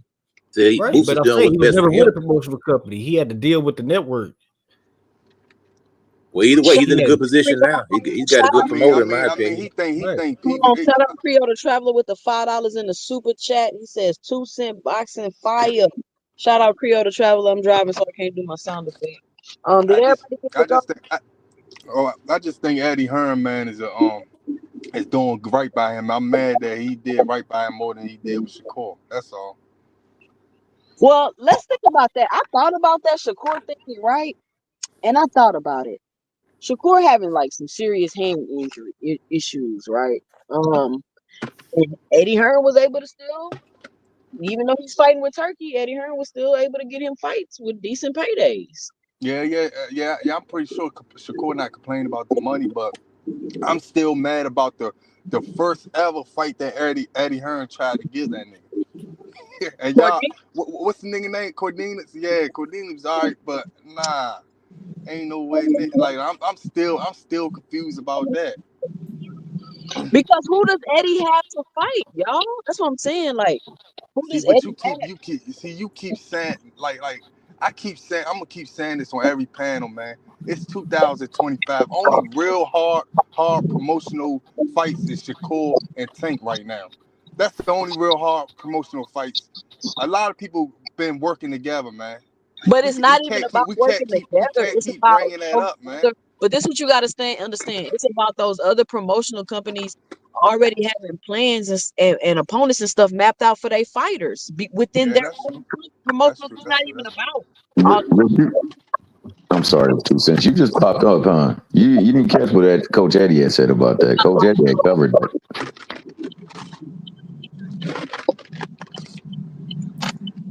If Boots is with Salida Promotion, find me a poster, find me an image of Boots in this, and it say Salida Promotions under the image. Never was with Salida. Anywhere for any type of fight. Wait, so people say I'm capping. They be saying people just be saying random ass shit, lying. Like Clarissa Shields is with Salida Promotions. Yeah, that's who Shields was with. Yeah, he's boxing. What he mean to say is he was with Cameron Duncan, and he was signed to Now Boxing. But see, Cameron Duncan's a manager, though. The issue is that Cameron Duncan was managing Boots, and he also was his promoter. So after his death, you know, he sued him, whatever, and he won. But that was the issue that was stalling Boots' career initially. That Cameron Duncan just had different views for him. But yeah, I don't agree with that at all, Rich. Like I felt like PBC, they weren't obligated to help Boots at all because he wasn't signing them. He was signed to Now Boxing with Cameron Duncan, who had a working relationship with Showtime, and they gave him a platform to show his talent because they believed that, I don't know what we're gonna. Somebody got to mute, man. Y'all got a lot of noise. Y'all mute your phones. Hey, that was Rich. So they believed in Boots' talent, and they said, we're gonna showcase his talent. We're gonna put you on Tank undercards or Benavidez and stuff like that. They wanted Boots to eventually sign with Al Heyman and Showtime, PBC, but he never did that. Now, I think he never signed with them because of Cameron Duncan. But once he was freed from that, looking at PBC's issues and stuff like that. Can you hear me, Two Cents? Yeah, I can hear you. Yeah, I got a phone call, but they hanged up though. But basically PBC wanted Boots to sign on them. Like, we gave you a platform, we had you showcase your talent, and I guess, you know, with the transition and boxing and stuff like that, with Turkey coming through, PBC, the dates dried up, and he made the best decision for his career. Now, he signed a Matchroom, but when he went there, he was already a champion. I felt like Al Haymon and PBC and Espinoza made that happen for him. So, yes, Eddie Hearn is promoting him the right way, but you can't blame Al Haymon for that because it was Cameron Duncan that caused the issue. He was the one that was stalling and holding up Boots' career. So we can't, I know the brother passed, but I don't want to talk about him in depth, but that's what will happen. So you can't blame Al Haymon, you can't blame PBC because they reached out and they gave him a But platform to why show was he talent. stalling Boo's career? Who? Cameron Duncan. All right, so basically Cameron Duncan and him, they had managerial issues, and I feel like Boots wasn't, I guess he filed a lawsuit, but it wasn't going nowhere. And when Cameron Duncan passed, I guess they actually went through it, and I guess they started with Boots, and that's how he got free, from what I know. Didn't Like, he Andre wasn't Ward have getting a similar fights and stuff like that. Like, if you read up on it, he wasn't getting dates and stuff like that, basically. Like, they was blocking him, basically. The manager was blocking him? Yeah, because Cameron Duncan was his manager, but he also was signed to his promotional company. And he wanted him to do certain things, and Boots, I guess, it seems like Boots and Bozy is like very hands-on, so I guess they probably didn't want to do certain things. So I guess the way the contract was set up, he was able to, I guess, stall Boots. And if you're 25, you live in Philadelphia, you're not getting fights. Not to bring up on a panel that, you know, people are dying and getting killed in Philadelphia, but that's what's happening. So if I'm someone like Boots that lives in a really rough city, that has a lot of rough, young black brothers in the gym, some of them in the streets, some of them not. My family need to move. I got to get my mom a house, this, that, third. So I got Eddie Hearn coming to me saying, look, I'm going to give you $3.5 million, $4 million to do this. I'm going to sign with him. So I feel like Boots made the right decision for his career.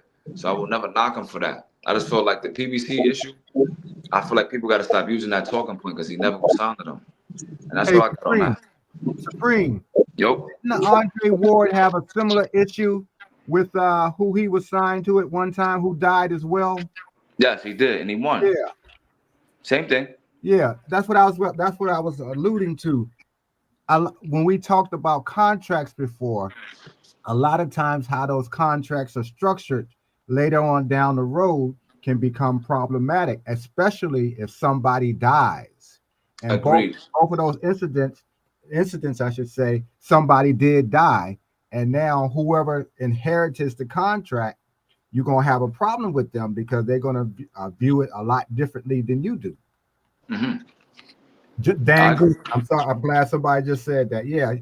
And so when we see these kind of things taking place, you go to this promoter, you go to that promoter, it depends on the details of the contract. I can tell you anything, but what we put down in black and white will dictate and determine how we move forward. And sometimes your contract and the way you have to move forward doesn't allow you to do certain things with other fighters who are with other promoters. So we never get to really see all of that. We just see who we want to see boxing, not or in the ring. We don't get to see them we want to. And a lot of times, not all the time, but a lot of time it's because of the way their contract, who their broadcast partner is or not. So if we don't know that, I think it's kind of unfair for a lot of the time that we call somebody a duck or I agree. Somebody not trying to fight. It's how things are structured, and you just have to accept that that's sometimes is the problem as well. But that just goes to the level of understanding of these fans. I mean, some people think that if you offer to fight, like let's say for instance the Devin Haney Boots situation. Some people say Boots duck, but technically Devin duck. They offered Boots to fight at 47. Boots said, "Nah, let's do it at 52," and Devin said no, and he walked away. Nah, none of them duck. None of them duck. It just wasn't right time, and I feel like that all And they was that's the point that I'm making. y'all gotta realize a lot of times when these niggas be getting off fights, just like Boots last year, just like Floyd Schofield last year, it's at the last minute thing. I wouldn't even say a last minute thing, but it is kind of because Turkey's so geek to put somebody on the card and like put it out there. So they got like so they doing it in a certain amount of time, like November 22nd coming up. I guess I don't know why he did it so early or whatever, but you see how he got all them cards together. He was so hurry up to do it, and that's when Shakur, he ain't had no fight with William Cepeda, so he hurry up and got Floyd Schofield. Same with Virgil. They gave then they give Boots 2 days or a day to respond. Y'all don't remember that last year when Yeah, they we was trying to remember get him that. when they was trying to get him on the card. I feel like it's just more of that, and I feel like Devin Haney was doing that. He hurry up and wanted to get one of them people on the list. That's why Bill Haney was really going on that rant trying to see who should they fight or whatever. I really think they wanted to fight him, but they was just trying to hurry up. So they went down, okay, this person busy, this person this person that, this person this, and that's how they got Brian Norman. But I don't call that a duck or none of that stuff. I don't call certain stuff, I don't call a duck. I call a duck is when you literally don't want to fight somebody. And when you got the opportunity, people come up here and start making up all types of crazy shit. Oh, you doing this? He's ducking because he ain't do this, he ain't do that. He fought this guy because he could have fought him. He could have waited 3 more months to fight.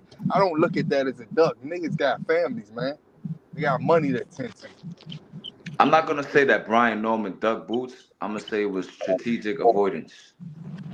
I'll say I that. think it wasn't even It's a avoidance. promotional duck. Yeah, that too. That works too. I call it a promotional duck. But see, everybody ducked Boots because when Boots needed to fight, he didn't want to fight Karen. It was a perfect opportunity for everybody to fight Boots. Nobody wanted to fight him.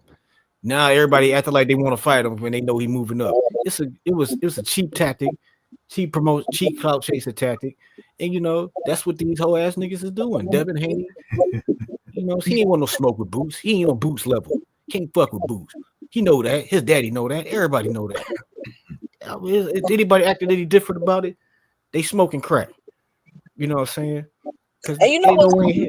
Hacker know that. I asked So it's Frequent, like, said Frequent, how is Devin Haney going to beat Boots? He said, well, I don't think Devin Haney gonna beat Boots. And I said, so you don't think that Devin Haney pulled this whole I want to try to fight Boots when he moved up because he knew he was gonna say no because he don't think he can beat him?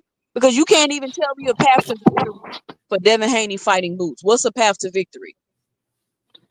He can't even beat Brian Norman. Like I That's feel what like that's a very bad fight for him. I Yeah, feel like he got a better chance against Norman than he do against Boots, in my opinion. Yo, I think Brian Norman gonna shock you out the way how bad he gonna beat him. Now I believe he gonna. Oh, well, yeah, it could. I I believe think he he gonna might. win. I think he might hospital out that nigga. it just don't matter. What you think he gonna shock us with skill? You think he gonna shock us with skill, or you think he Yeah, gonna shock us, skill. Yeah, or he gonna skill and shock us punching power. He's gonna put him to with just sleep. a knocking him out? Listen, man. This is. I want Greg's opinion on this, right? This seems to be a thing, right? Where if a boxer boxes, right, they get labeled super skilled. Like what skills does Haney have? Like, I'm not saying he's not a skilled fighter, but when I look at Sugar Ray Leonard, I look at even like someone like Charles Cornwell, right? He was an Olympian. Like the stuff he does in the ring, he cuts off the ring very efficiently. He slips, he blocks, he parries. Like there's certain things that he did in the pocket. I'm like, this dude is really talented. So I was shocked that he lost to that Mexican guy, but it happens. I don't get the same feel from Haney. Like Africa, I really feel like Africa is the fighter that people think Haney is. He knows how to utilize his jab. He doesn't use a lot of excessive movement. You might say he's boring, but that's because he's just 12 zipping his opponent. But opponent can't hit him, they can't get to him. When Haney is like, I don't see the hype with this kid. I really don't. Now, if I'm bugging, someone can help me out because I don't see it. I don't see him parrying nothing. I don't see him slipping nothing. I don't see none of that. He's not a counter puncher. Like, what does he do? Like, that's what I'm trying to figure out. Like, what does he do that make y'all think this dude is so talented? Now, he accomplished a lot in the sport. He's young. He's a young black man. He's a multimillionaire. His father, I love the relationship. I get that. But We're not gonna sit here and make this nigga seem like the next coming of Floyd Mayweather. That's not what it is. But No, this they is just my ain't got thing. they ain't fight the fights they need to get to that level. But this is one of the reasons why I'm like, it should be a competitive fight, right? Because if this looks like another like bad fight, like a Ryan Garcia fight, I'm going to really be side-eyeing Bill Haney, right? Because not only is this your son, but as this being your fighter, why would you put him in another situation right now where that's not favorable to him and or he's not ready for, right? I just feel like that wouldn't make any sense. And people say they had to take it, they need the money and this and that. But if you using that logic, if you need money, taking this fight, according to some of y'all and how the fight gonna go, is gonna stop your money. So why would you take this fight? You get like, I just can't get my mind around that part. Like, why would you put yourself in another situation where you facing a puncher, you just got the PTSD thing going, and it's a lot of people that feel like you have no shot. You get what I'm saying? Like, that's really the part to me that making me kind of be like, maybe the fight might be competitive, because I just don't understand why they would put themselves in this situation. I think they doubt Norman's skill set. But what I see with Norman personally is that he's being developed to be the quintessential boxer puncher. He already has the punching power.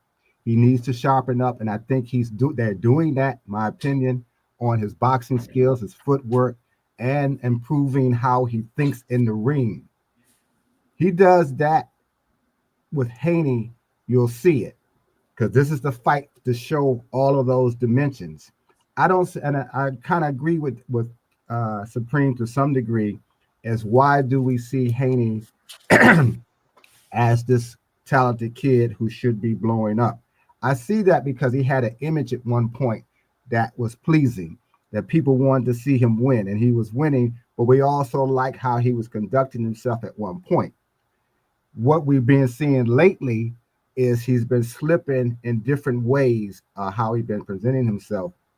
So now there's a lot of questions, and part of it is because of his father and because of how he's performed in the ring. So to answer you two, Sid, he kind of has to. I mean, he's already had a soft fight.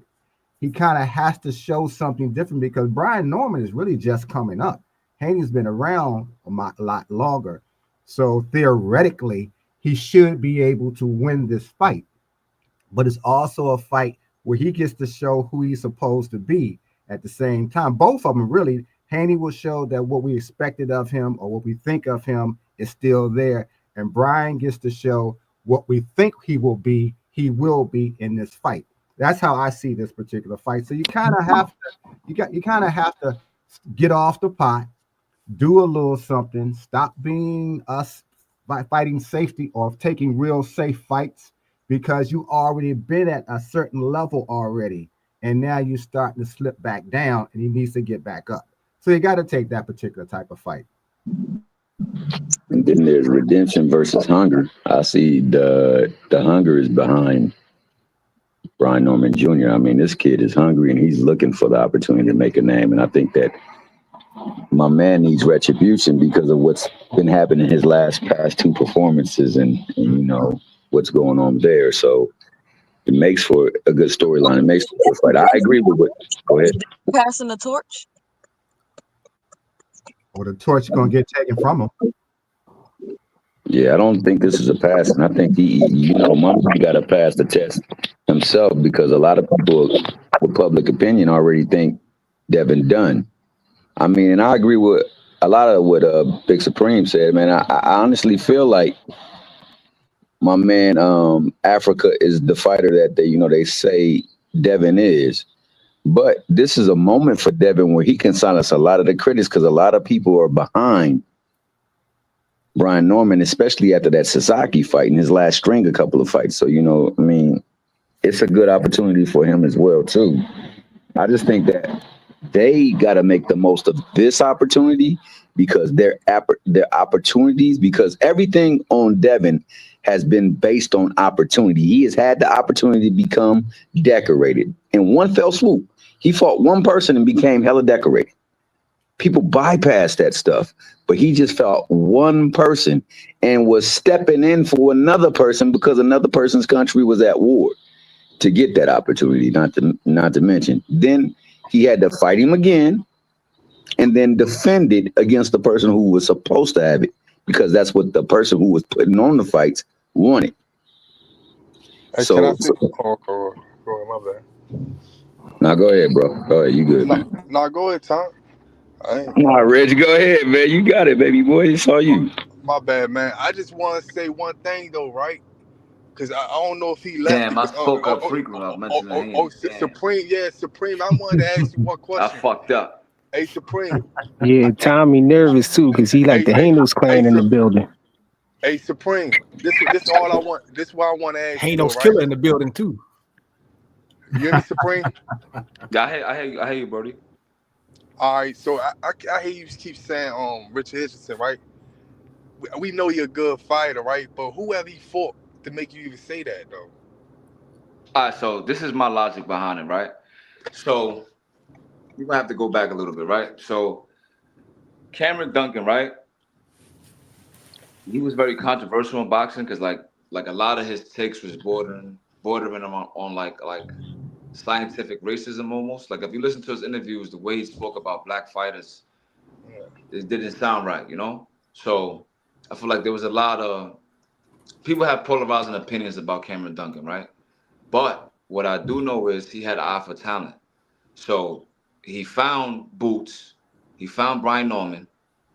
He also was managing Crawford at the time, and he was managing Tim Bradley. That's why Tim Bradley started trying to fight like he was a boxer puncher at one point. I don't know if you remember that, but right. So with Brian Norman and Boots, they know each other very well because they was under Cameron Duncan. This is the reason why they have so much tension and why it's so competitive, right?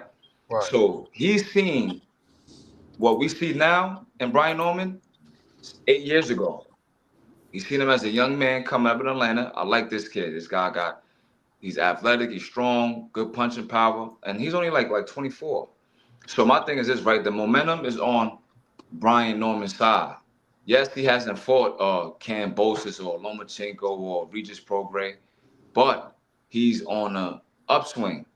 So we're gonna see a performance like Sasaki, a Santillan. So I just hope Haney's prepared because I don't want it to be his coming out party. Right. Like everybody's thinking he's gonna use his lateral movement, he's gonna use his jab. Nah, but that's not what I asked you though. No, I'm just talking, bro. I'm just talking. I told you why I feel like Brian Norman's gonna win. I feel like I trust Cameron Duncan's eye. RP to him. He found Boots, managed Crawford, and found Brian Norman. Yeah, so but I was he has a very good eye. So listen what I'm saying, bro. Listen. I was asking you about Richard Hitchison. Oh, okay. Yeah, you said but let me just go on my Hitchison, tangent though, bro. Let me free flow, bro. Chill. Okay. All right, so what I feel about Africa, right? Africa been in a ring with Boots, Gary Antoine, Jermaine Ortiz. He's been in the ring with a lot of different fighters. He fought Malik Hawkins. He fought Paro. He fought hold on, I'm under the train. Hold on. While y'all waiting, has anybody heard anything about Tank? He pleaded not guilty. I just want to know. He said that everything that Richard Hitchison is, that's what they think Devin Haney is. I believe that. And now you name it all like amateur stuff. Hitchens the Timo Devin Haney, bro. He's not. Hitchens got way better defense than Devin. Hold on, y'all. Don't start talking over each other. Go ahead. I'm just gonna say, right? All right, so I feel like Hitchens has better lateral movement. He has a better jab. He has better hand speed, and I think he punches harder than Haney. So my thing is this, right? Right. Last night we was talking about matchmaking. I feel like Haney's been matchmaked the right way. Like the fighters he's fought were either not gonna say they was too small, or he had a considerable reach advantage over, or he had slow feet. The one person I was able to keep up with him, and Lomachenko, he didn't look so good. Right. So I just feel like he's a product of matchmaking. Now, I'm not saying that he's not a good fighter. I'm not saying he's a skilled fighter. I feel like Bill Haney's the driving force behind his success. That's Right. what I believe. I don't Right. think his skills match the hype that he's been receiving. That's just my opinion. I feel like Yo, Africa who is the playing much music better in the version of background? Yo, what I y'all trying don't to know. do, man? I That's don't not know. me. Hey, so this is all I want to say though, right? I think Rich Hitchison a beast. I ain't gonna take nothing from him, right? But I don't think that I could say that he's better than Devin Haney or that's who Devin Haney trying to be because I ain't seen him fight nobody, man. I seen him fight like All I right, seen him so all fight right, when you Limbo. say he I ain't seen fight They him fight. they nobody, I seen trying to him fight. rewrite history, who bro. can't? Like, all right, so when you I say he ain't seen fight Limbo. Wait, nobody, hold on. right? Let me talk. Let me talk. Hold on, let Rich go and then Supreme you go and then we're gonna Go let ahead, Freaky Rich. Go go. ahead. Go ahead. I seen he fight Limos. Limos got knocked out by Keyshawn like it was easy work. His last fight, who he fight last? Cambosis. Devin Haney already beat him. He already came in already washed up for real. So I All don't right, really see so nobody that's really me that and that was Pearl. that was a The bad Pearl. comparison, right? Wait, now I'm saying Liam, like that, like any, like I don't even think he really that good. I don't care who he beat. Who? Pearl. I don't care if he beat Listen, man, Keyshawn Davis is elite. Like everybody was calling me a Keyshawn groupie, but I know he's having a little situation. No. He I got. ain't talking about Keyshawn. I'm talking Now about listen to my logic, brother. I When all right, go when ahead. you say Keyshawn knocked out Lemos easy, it's because Keyshawn has a deep amateur pedigree. Like if you look at the people he fought in amateurs and the people he beat, besides Andy Cruz, like these guys are Asian gold medalists, Asian bronze medalists, European Games bronze. Like he fought a lot of great. And the thing about the amateurs, right? You Yeah. can't prepare for the style you're gonna fight.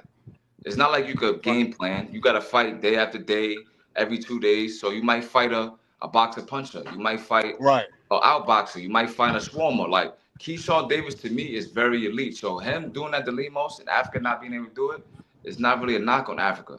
But when I look at Haney, the way people describe him is not what I see in the ring. Okay. I mean, That's not what I see. yeah. So if I'm bugging, then I'm bugging. I don't see it. But Africa Yeah. has better footwork. He has a Yeah, better and jab. but I Africa don't also get hit like that. and I also keep hearing you bring up points about what people did in the amateurs and what people did. The amateurs mean Wait, something, hold brother. on. You keep bringing up points what people did in the amateurs or who they been in the ring with or what they That did don't in the count? Olympics, what they did in the Olympics. But I always hear you shit on Shakur like Shakur ain't do nothing in the amateurs, and he had better amateur than a lot of these niggas, and he went to the Olympics. But you always shit on him though. Nigga, fuck But Shakur, nigga. All right, hold on, yeah. hold on. Yo, see, y'all gonna, I'm Hold still on, waiting Freaky. anxious. Yeah, I just Go ahead, Nah, want Rich, you. you my man. I'm I'm joking. You my glad you man, feel. Rich. I'm glad you just Yeah, You my his naturally hate man, hate Rich. slipped out. Shakur, man. His hate I'm slipped just out, glad bro. you naturally hate No, Shakur, but man. Rich, you hated on Liam Pearl when he died. Shakur, I ain't sparring. Huh? We Boy, got the picture, is it boy. my We turn? got the Is it picture. my They turn to sparring. cook Shakur got a yet? black I'm eye. waiting patiently and Go ahead, anxious Freaky. to get All on right, here and cook. go freaky, My oven is putting out a lot of heat. It's hot in this kitchen, bro. So man, I feel like a lot of y'all be trying to rewrite history, man. Y'all be trying to make it seem like we ain't see what we see and history wasn't the way it played out. Because I remember days being on Fanon's channel on his panel when Devin was about to fight, when Shakur was trying to press him at 135 and people and Devin had a few options on the table and people was saying, oh, he gonna have to fight Shakur because ain't no way he gonna go up there and fight Regis because Regis will knock him out. You know, and that's what it was. I was getting ridiculed, laughed at, thrown in the back because I said Devin could beat him. And everybody was saying, oh, no, he going to fight Shakur. So people thought he was going to go that route. But when he went to when he took the Regis fight, people were saying that he was going to get knocked out. But nowadays, y'all say, oh, nobody thought that Regis was going to beat him. But that's what everybody was saying. That's false, nigga. It's not false. I was on a panel. Nigga, I bet on Haney to Yo, knock him out. I've And been CM waiting was clowning I've me. been waiting patiently Let to him talk. talk, and Listen, I ain't bro. over talk you. I ain't Go cut you ahead, off or Freaky. nothing. All that, nigga. Can a real G talk?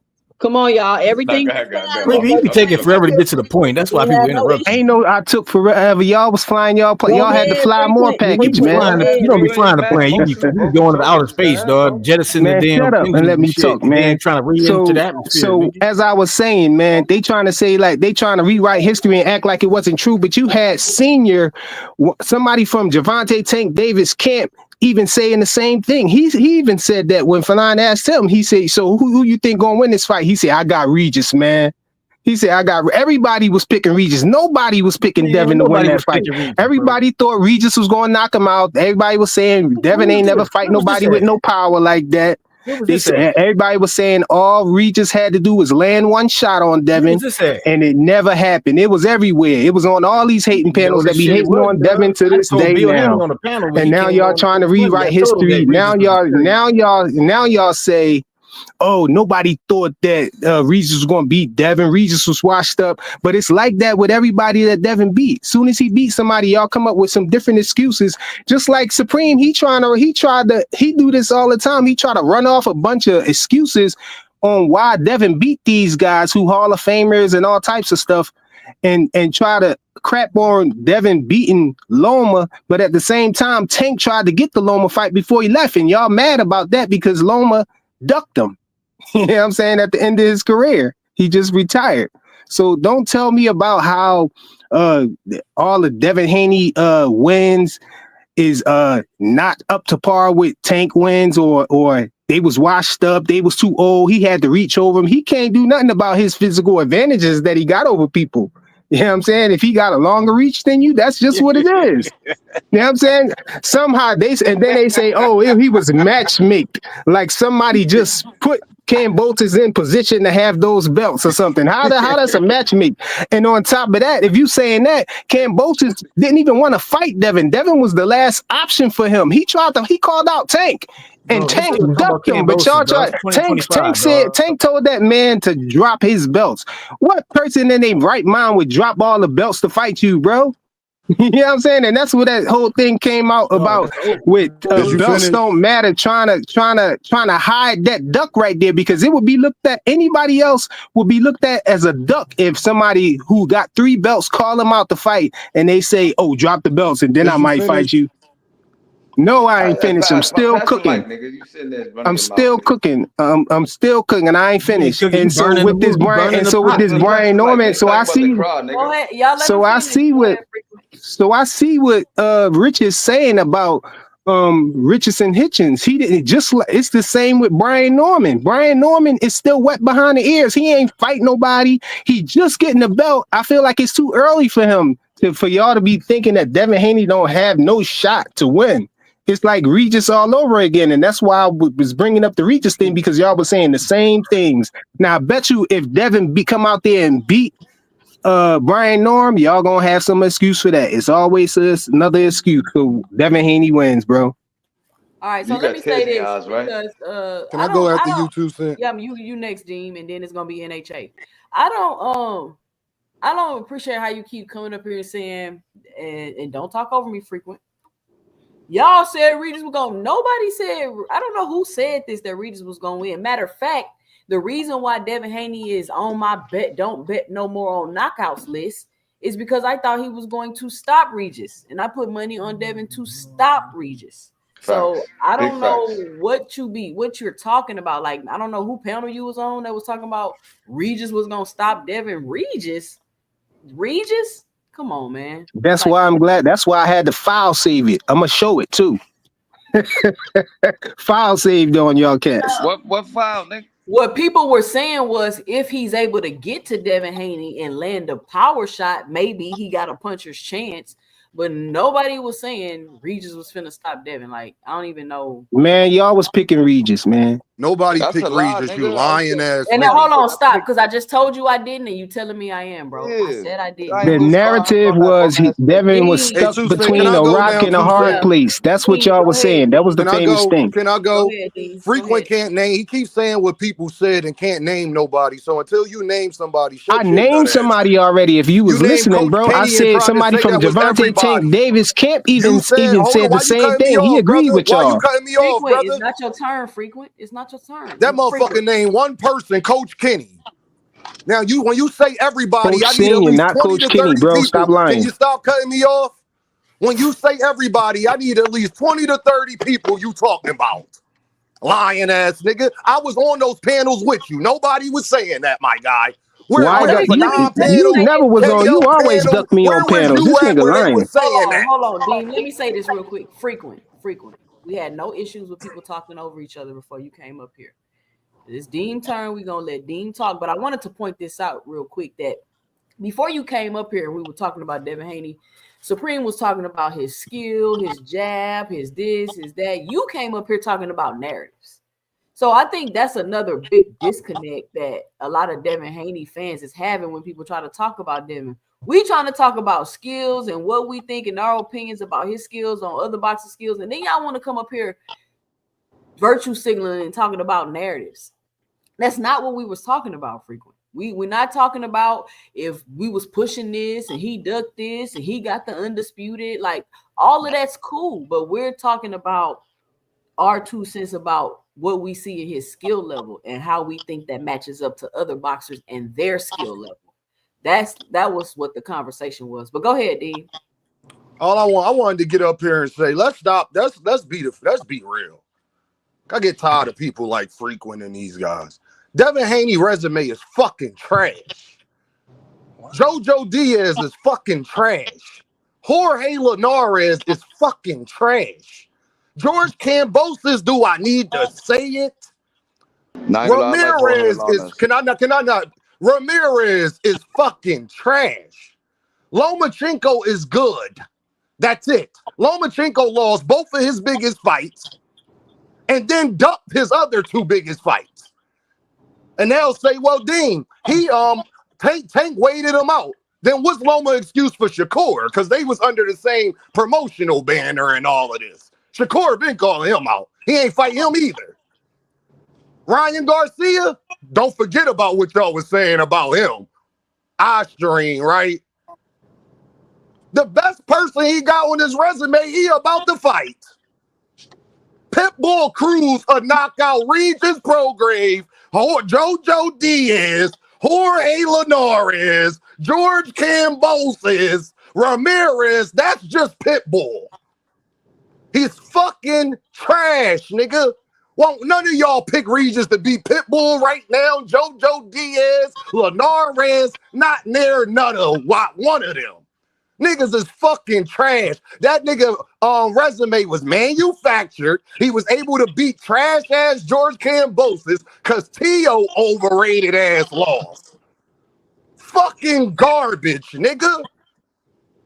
That's what I wanted to come up here and say for you Devin Haney fans that want to talk all this other shit. That nigga shit is trash. And y'all can't even sit up there and try to convince nobody that Jojo Diaz, Linares, Ramirez, flat-footed Mexicans, I might add, Regis Prograve, who was talking about going to wrestling after he fought Devin Haney. That shit is fucking garbage, nigga. Facts. Y'all can pass the mic right there, 2 cents.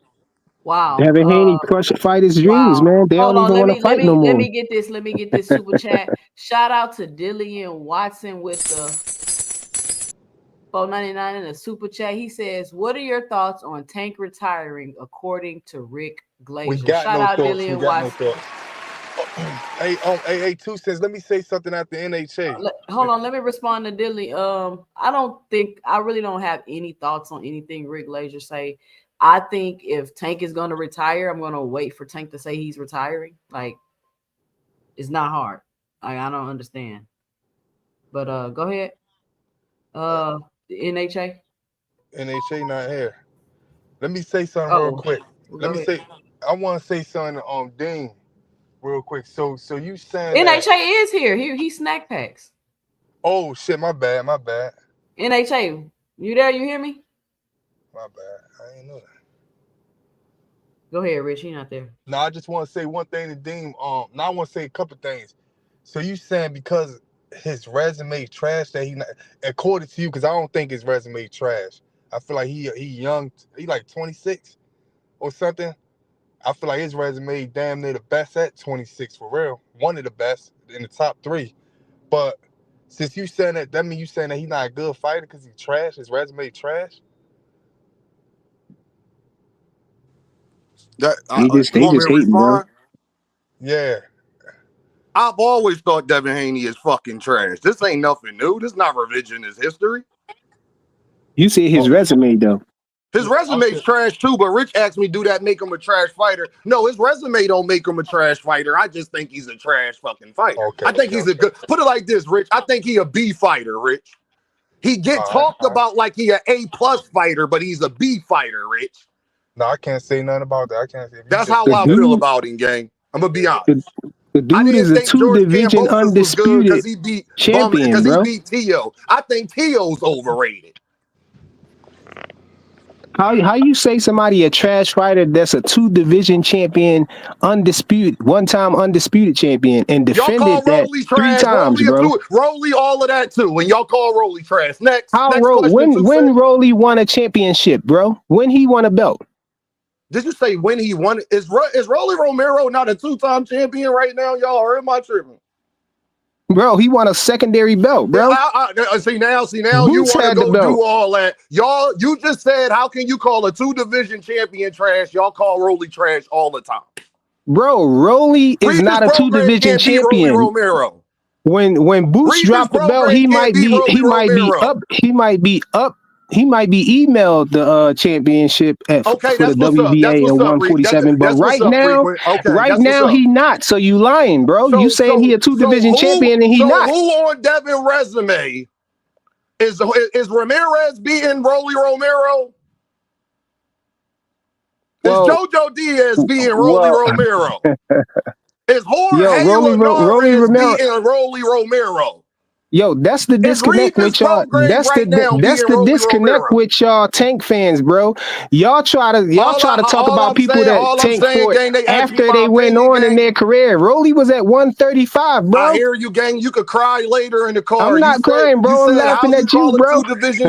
You said, how do you call a 2-division champion trash? Last time I checked, Rolly and you try to say Rolly was a 2-division champion, and he's not. Last time I checked, Rolly was a 2-division champion. You checked wrong, bro. Your eyes deceiving you. Oh, okay. Well, when Rolly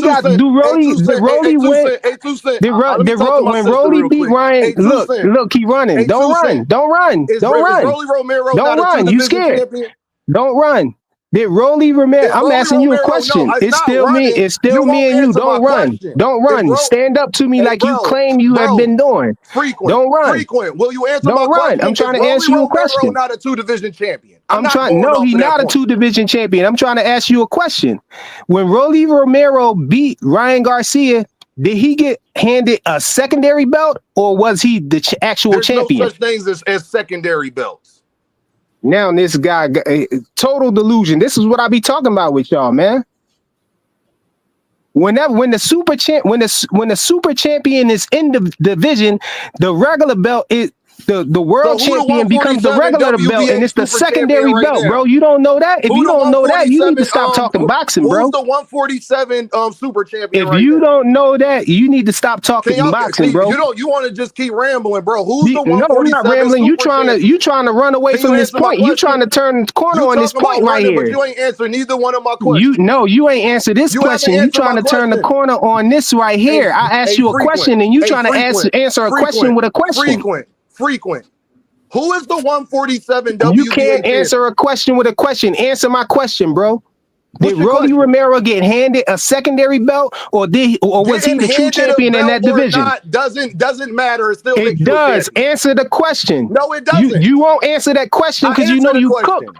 You cook. If you ain't gonna answer that question, you don't got nothing else to say to me, bro. How about this?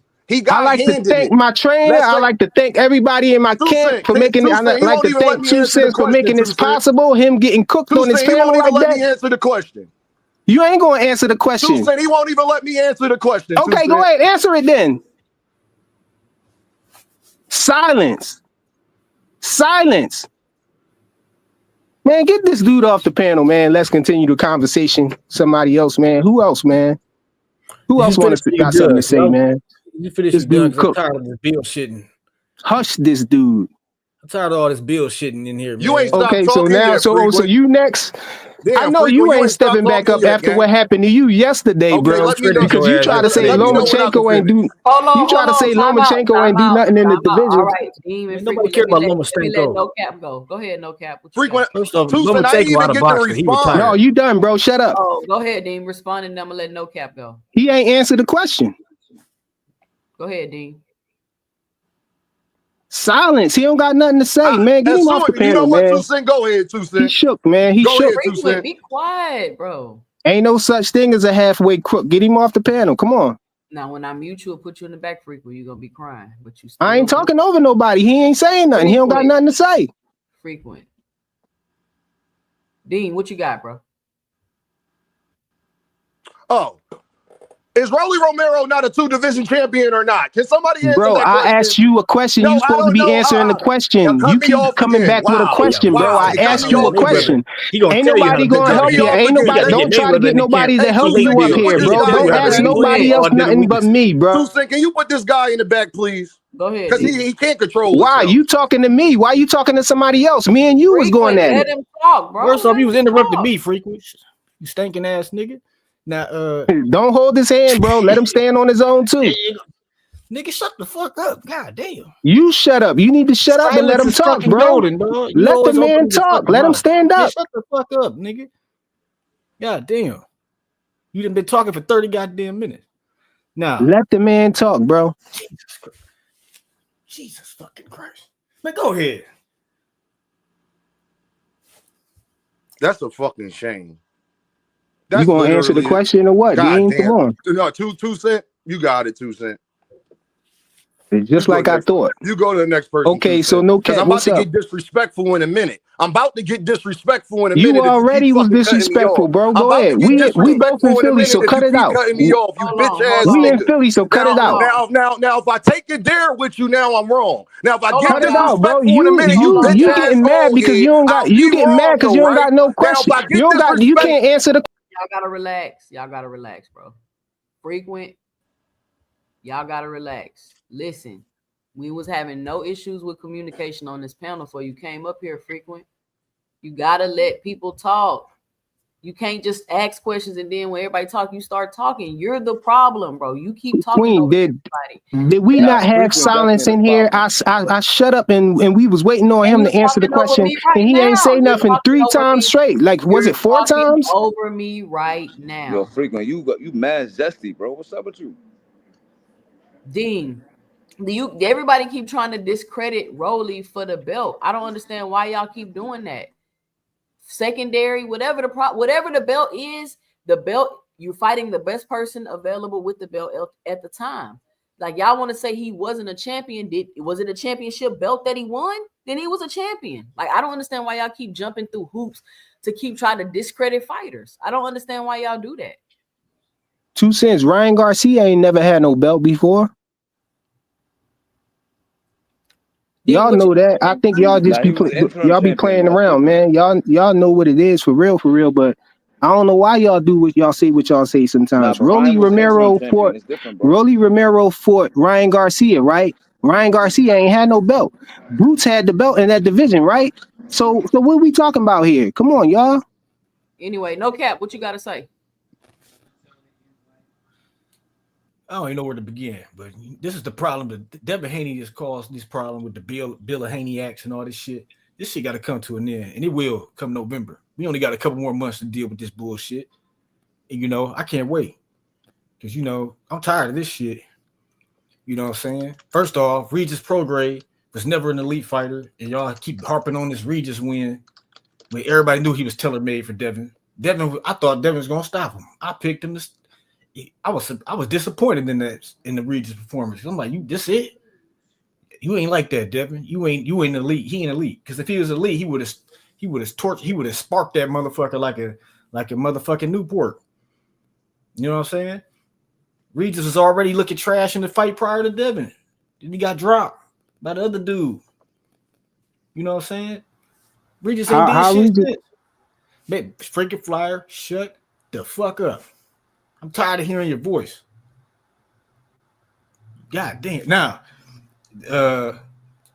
Regis that was a cherry pick from Devin. He ain't fight nobody else at 140 worth for them. He tried to clout chase Ryan.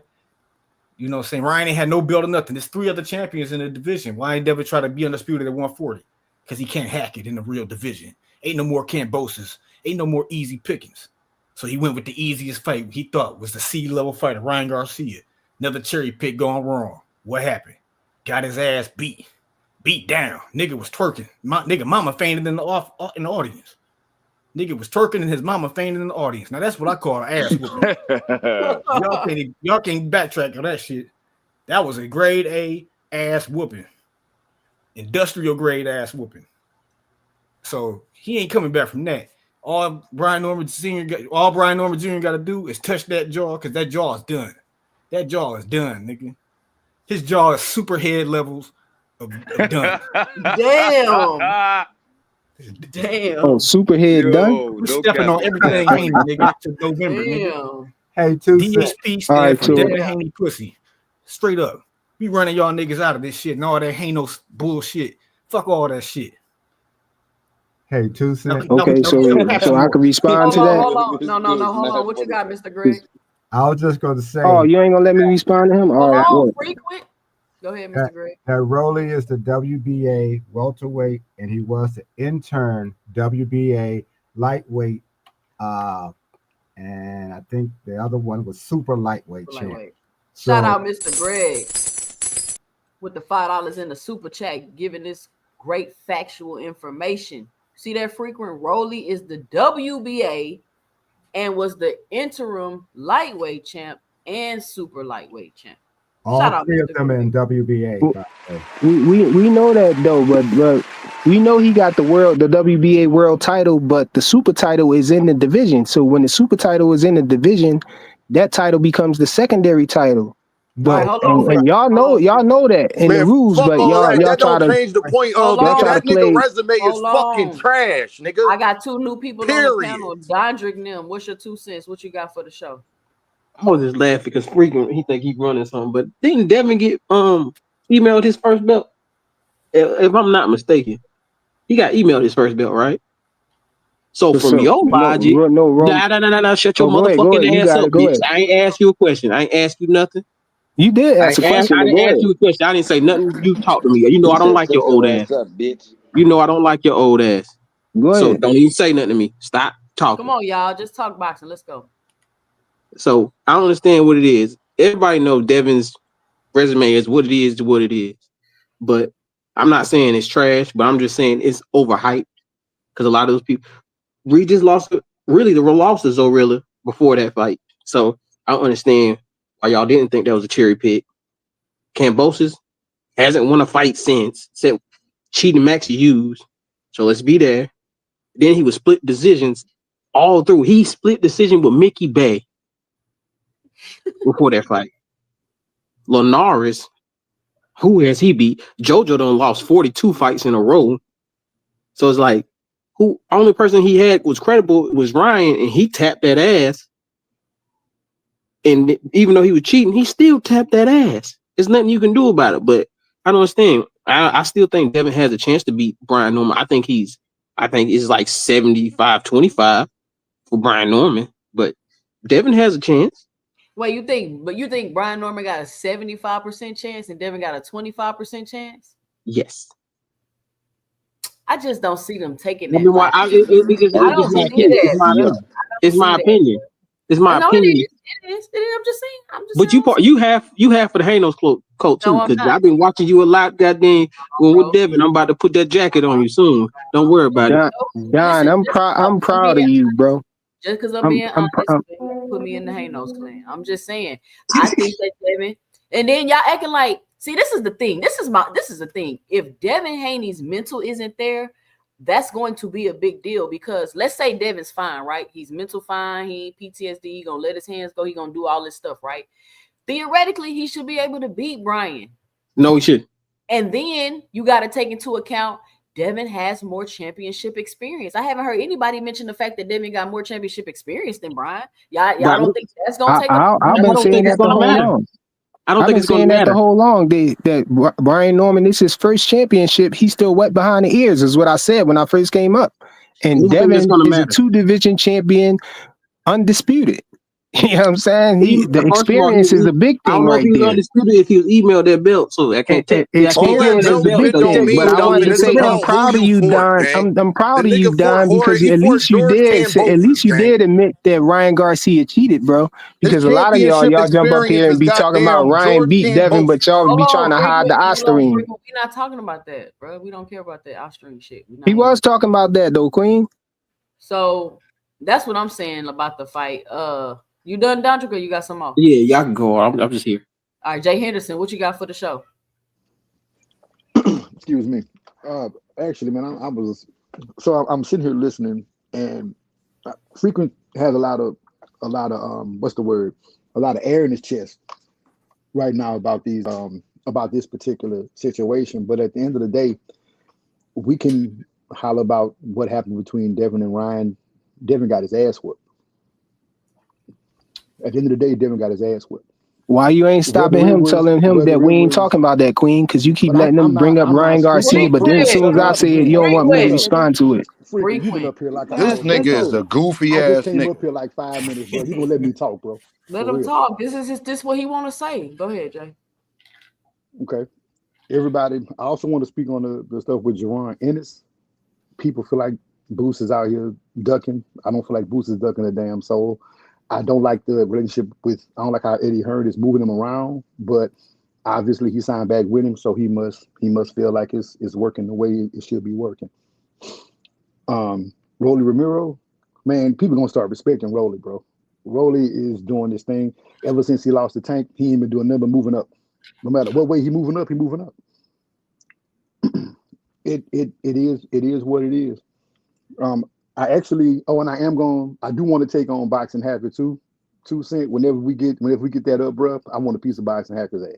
Pause. Man, Boxing Hacker ran off today. Where you go, Boxing Hacker? They Nah, I ain't trying gonna to lie, get that the sounded smoke. crazy. Pause. That's crazy. Pause. That sounded crazy, bro. But man, y'all put me in a weird weird position though, because it's like y'all be trying to get me to say something negative about Rolly Romero. You know what I'm saying? And I'm in this position, but I really got a lot of respect for Rolly Romero right now. Rolly Romero is looking better than he ever did to me. You know what I'm saying? I like what I'm seeing from Rolly. You know, with his new coach and the way he fighting and everything, he got more poise and everything in there.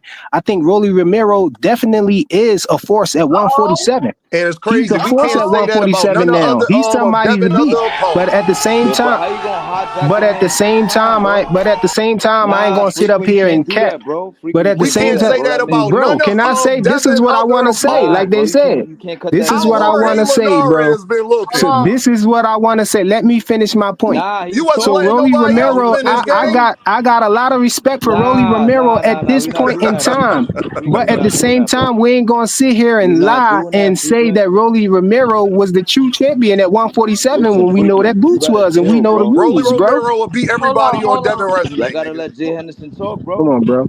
Let Jay Henderson Y'all gotta, finish. so y'all ain't gonna let me Yo, talk, but y'all Frequent. gotta It's let not your everybody else But I talk. turn. was I still see. It's not talking your though, turn. It's but Jay Henderson's turn, I frequent. I see. was still I thought talking, Jay bro. Henderson stopped. No, No, Bro, he he you cut him not started off. done. talking as soon as Oh, my Rolly, bad. you Then started go talking, ahead, bro. bro. So I was Go like, ahead. You got it, bro. I'm gonna let the drone man finish flying his drone. Go ahead, Jay. I did Golly. notice Boxing Hacker came back up here. Yeah, he came back. You call him. He say Yeah, Boxing So he that Hacker. probably means, for what, buddy? so that means you were in the chat the whole time. You were still listening.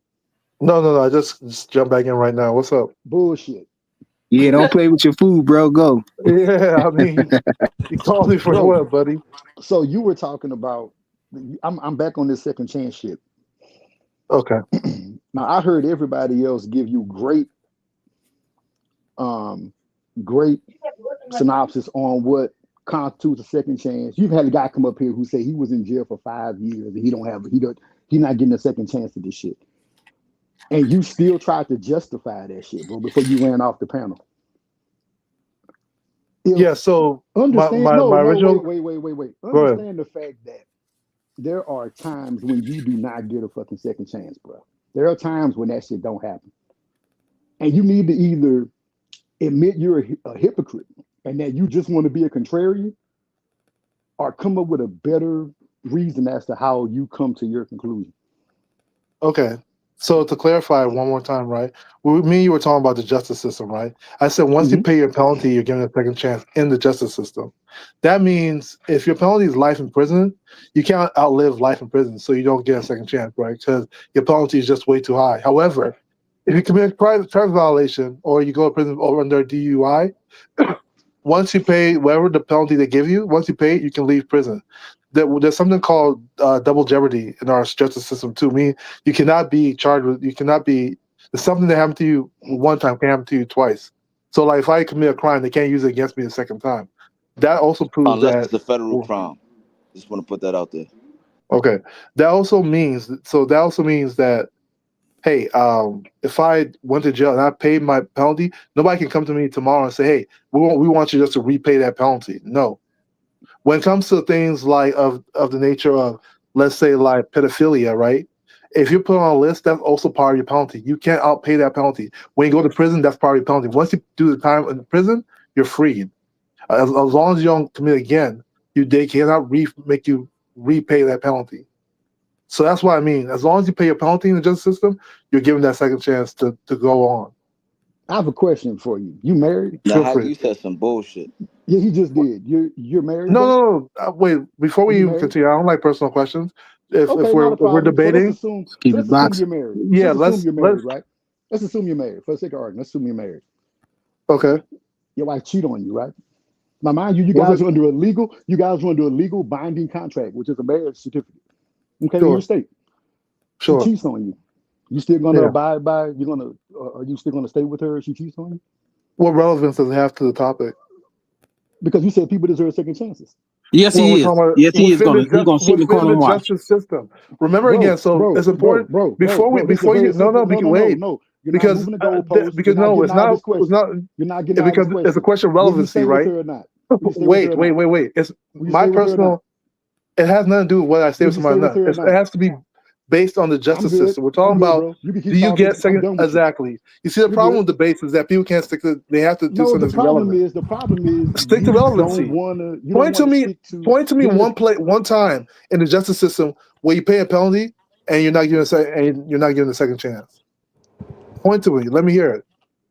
So let's see. In the point of pedophilia, you can't be around kids after you go to jail for pedophilia. Which is also part of your penalty, right? And you can't outlive that penalty. Because when you go to jail, you pay your penalty. That's a different penalty. You have multiple penalties. No, sir. What that is, when you can't be around kids, that is called a condition of your release. That is right. It's still part of your penalty. No, sir. It's still part of your penalty. I don't think you understand the concept of penalty. All that conditioning is part of your penalty. It's not semantics. It is part of your penalty. Nah, man, I'm being very direct. Boxing hacker, right, man. That's part of your penalty, man. Exactly. It's directly part of your penalty. Part of your sentence and all that. Yes, it's very part of your penalty. That's still part of your sentence.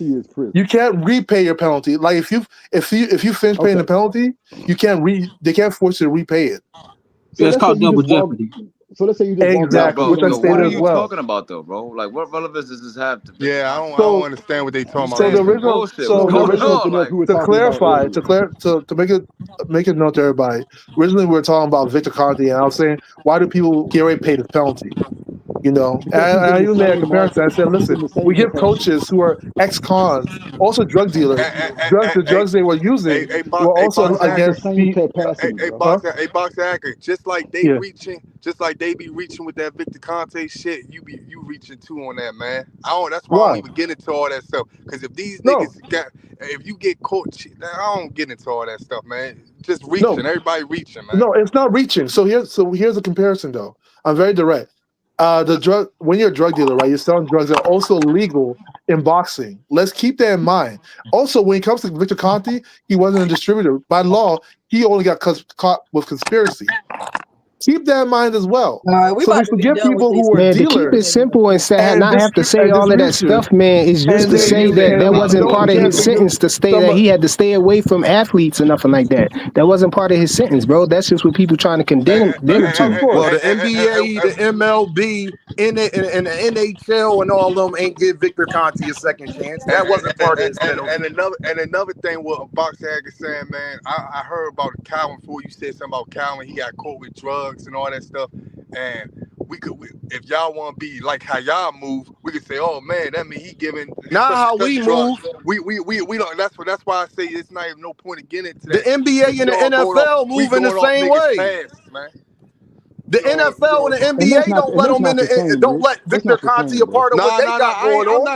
I'm not saying. I'm That's not saying the same, what bro. I'm saying. You What comparing Boxer apples and Hacker oranges. trying. Boxer Hacker, you gotta look at it from Boxer Hacker point of view, because it's a lot of people Can't that none don't of want us their see it from kids Boxer around. So Hacker Rich, point what of I'm view. saying, Hold but Rich, what I'm on, saying is, hold on, because the hoops y'all jumping through is getting ridiculous. Like, it's getting out of control, bro. Nah, Boxing Hacker, you either understand what people Nah, saying y'all or you tripping. don't, bro. No, well, my Period. statement is clear. He can have the rebuttal it. Listen, if you believe everybody deserves a second chance, then you live your life that way. You just said that if your girl was cheating on you and you caught her with a dude, she didn't deserve a second chance. So even you don't believe everybody It's deserves. irrelevant to the topic, though. So So I don't know why you Nah, it's up here relevant. arguing. it's You not. talking about crime You though? moved. You Yeah, we're moved the talking about the No, justice goalpost. he system. said. You moved the Did he goalpost. say every criminal deserves a second chance, or did he say No, everyone deserves a no. second chance?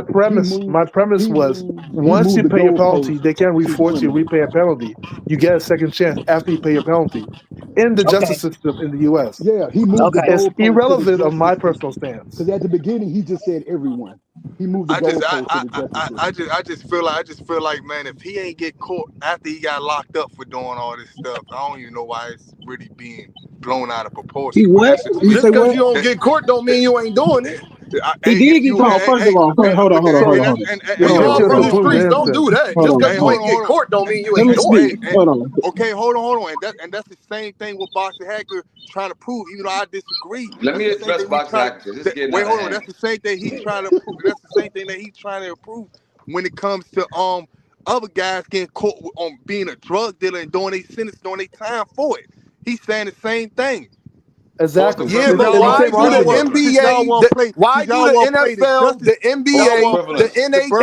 why If they you're don't let drugged, they kick Victor you out of the Conti a NBA Bro, part of too. what if they it's got somebody going that's on? tied to tank, they don't want to. They don't If want to you're do the False same way, drugged, Why bro. do they don't other kick you out of the NBA. professional sports but boxing don't let Victor Conti a part of it? He served If his you're a drug time. dealer, they kick you out of sports too. What are we talking about? Yeah, that's Boxing true is a too. So yeah, that's sport. the same Boxing thing. is That's a true. sport. Yeah. So And he, So if he's so not you know, allowed in the other ones, why should he be allowed in boxing? Can he y'all Bro, shouldn't be answer the. but that other question? athletes participate in snack too, don't they? Other No. athletes. Wait. What's No. funny about this? Other athletes get caught. You guys don't want them out of boxing. Other coaches have done larger I crimes. do want You them don't out of want them out of boxing, but that's boxing. the relevance to what we talking about, Boxing Yeah, it's Hacker. all You relevant. said, hold on, you said everybody get a second chance. So that means Sure. y'all should have a problem with the NBA, the NHL, the NFL not letting Victor Conti be a part of what they got going on. No, I don't watch those, so it doesn't matter to me. I'm a It ain't boxing fan. about what you watch, Boxing Hacker. But yeah, you're right. Those are They should other allow. professional sports. Sure, they should Boxing allow is a him. professional sport that you can Sure, bet on. they should Hold allow on. him. It's a professional sport that you can bet on and people can die in. So if he's not Yes, allowed in the NBA and NFL and everywhere yes. else, why should he be allowed in boxing? No, he should be allowed everywhere else as well. No, he shouldn't. All No, he right, shouldn't. They Dude. have to spin on that. That's how you end that topic right there. See what I'm saying, bro? Can You I see, just this say is one thing on that too? supreme blatant. Boxing Hacker, since you want hey, to talk Box, about hey, the Box, law, hey, This Box if I Hacker. rob a bank, do The you think a bank job is going to hire me? cowboy for Devin is at an all-time high. Them Hold boys on. is We going. about Them to Let me get boys just back going to to kill address boxing, Devin y'all. We Haney, about to boy. get back to Hacker's point, boxing right? because this is Yeah, let's crazy. get back to boxing, bro. I So don't much. this Yeah, dude we're out gonna here get back to fucking up. boxing. But my thing is this, right? With Victor Somebody got a Conte, mute. right? It's a lot of static. Nobody's saying that Victor Conte doesn't deserve a second chance. I get that, 100%. Now, I feel like Victor was like something called persona non grata, meaning an unwelcome person. So the MLB, they seen the scandal that it caused. Congress got involved. People's records got expunged, and all of this other stuff happened, right? They didn't want that. The NFL didn't want that. NBA doesn't want that. NHL, they don't want that. So the only sport that allowed Victor Conte to operate with impunity is boxing. That has a long history of letting gangsters in the sport. So it's not a good look. So when you say, well, he deserves a second chance and he's in boxing, boxing shouldn't be the barometer. The fact that he's not allowed in a major sport like the NBA, the NFL, the MLB, shows that, like I said, he's persona non grata. Just because boxing has been the Wild Wild West for years doesn't mean that Victor Conte is not suspect, bro. And I don't like the fact that we keep ignoring that there was fighters that was on Slack that tested positive. And I'm gonna land my plane on that. So to respond to that real quick before 2 Cents gets back. So my argument is that those other sports should allow him. I think at the end of the day, formally because his actual charge was much less than people say. Like he got charged with conspiracy, so it wasn't even he didn't even get charged with distribution. You know, I can ask that question, Rob. So to clarify with that. So, like, in my opinion, it's not that boxing is wrong. I think the other sports are doing wrong. No, you know, and maybe probably, based you know on why some type of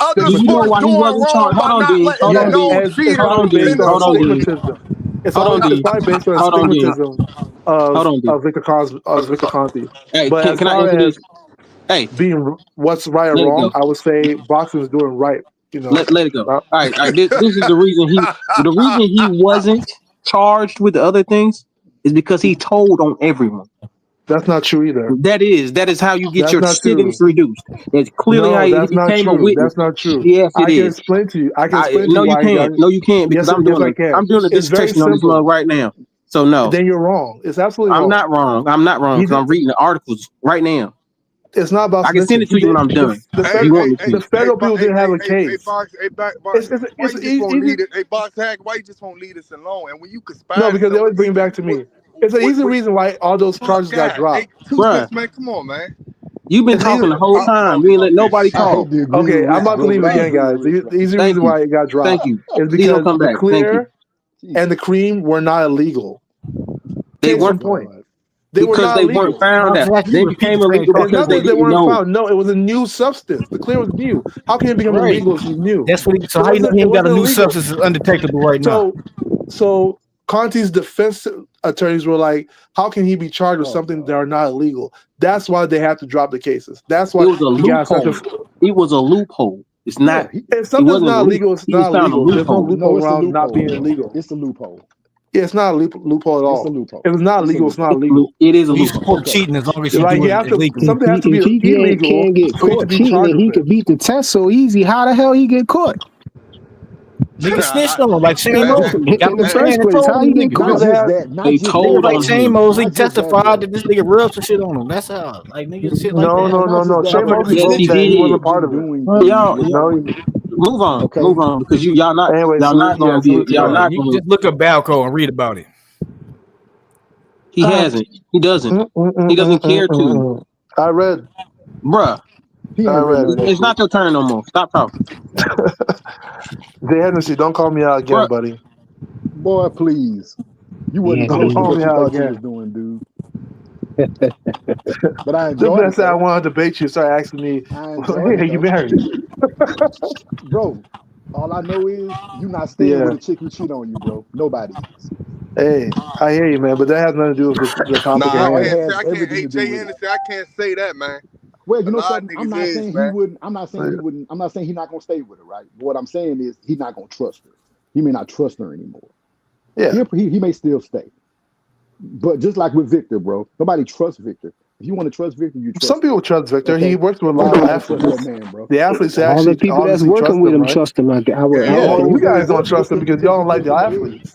No, the reality is, if we're really being real, people just don't like the athletes that he works with. I like you tripping. I like Bam Bam. That's a lie. I love Bam Bam. That's a lie. Do you like Devin? You like Crawford? No, I don't like Devin. We don't like. I don't exactly. like. No, they hate whoever Javante Tank Davis hates, bro. Y'all said the people that he working with. Yeah, they hate Turkey Al-Rashid, Eddie Hearn, all the people who try to make fights with that dude, bro. Bro, I'm starting to realize that too, man. I don't. First of all, it's like clockwork. If Tank don't like him, they about to do a video about him. Can I speak? Can I please speak? That's crazy. Tank don't like Shakur. I like Shakur. They used to love Shakur. But then Devin left the division and he said he wanted to fight Tank. Now all these channels cooking him now. Can I speak? I don't like Shakur. Can I please speak? They used to like Key. Now Keyshawn said you tricking the game for too long, and now they hate Key. Tank don't like like No, we Keyshawn. don't. I like No. Keyshawn. Keyshawn a sore loser. Hold on, Yo, y'all. Hey, hold on, bullshit. Dante. Dante, go ahead, Dante. Damn, this nigga frequent is the worst. They Go come ahead, up Dante. here. I'm just tired of them I coming don't up know here where and they because I'm don't come. cooking y'all. Bruh, shut the fuck up. Oh my God. Oh damn. Jesus Christ, Tell me how man. you really feel. You getting emotional, bro. No, you just annoying, bro. You come up here and you All the talk over everybody. Stop profanity and talking all of over me, that bro. and personal stuff. Just go ahead, Bro, man. I just said shut the fuck up. I ain't nothing personal about that. I just want you to shut the fuck up. Come on, That's it. man. Damn. Stop talking, bro. Just stop talking. It's not Just your go time. ahead, It's not. man. Can I speak? Can I speak, Granddad? Thank you. Okay, all this drug stuff, we can't. They're gonna bring up an argument, and they're gonna have a whole bunch of fallacies. Okay, if people don't trust Victor, they have their right.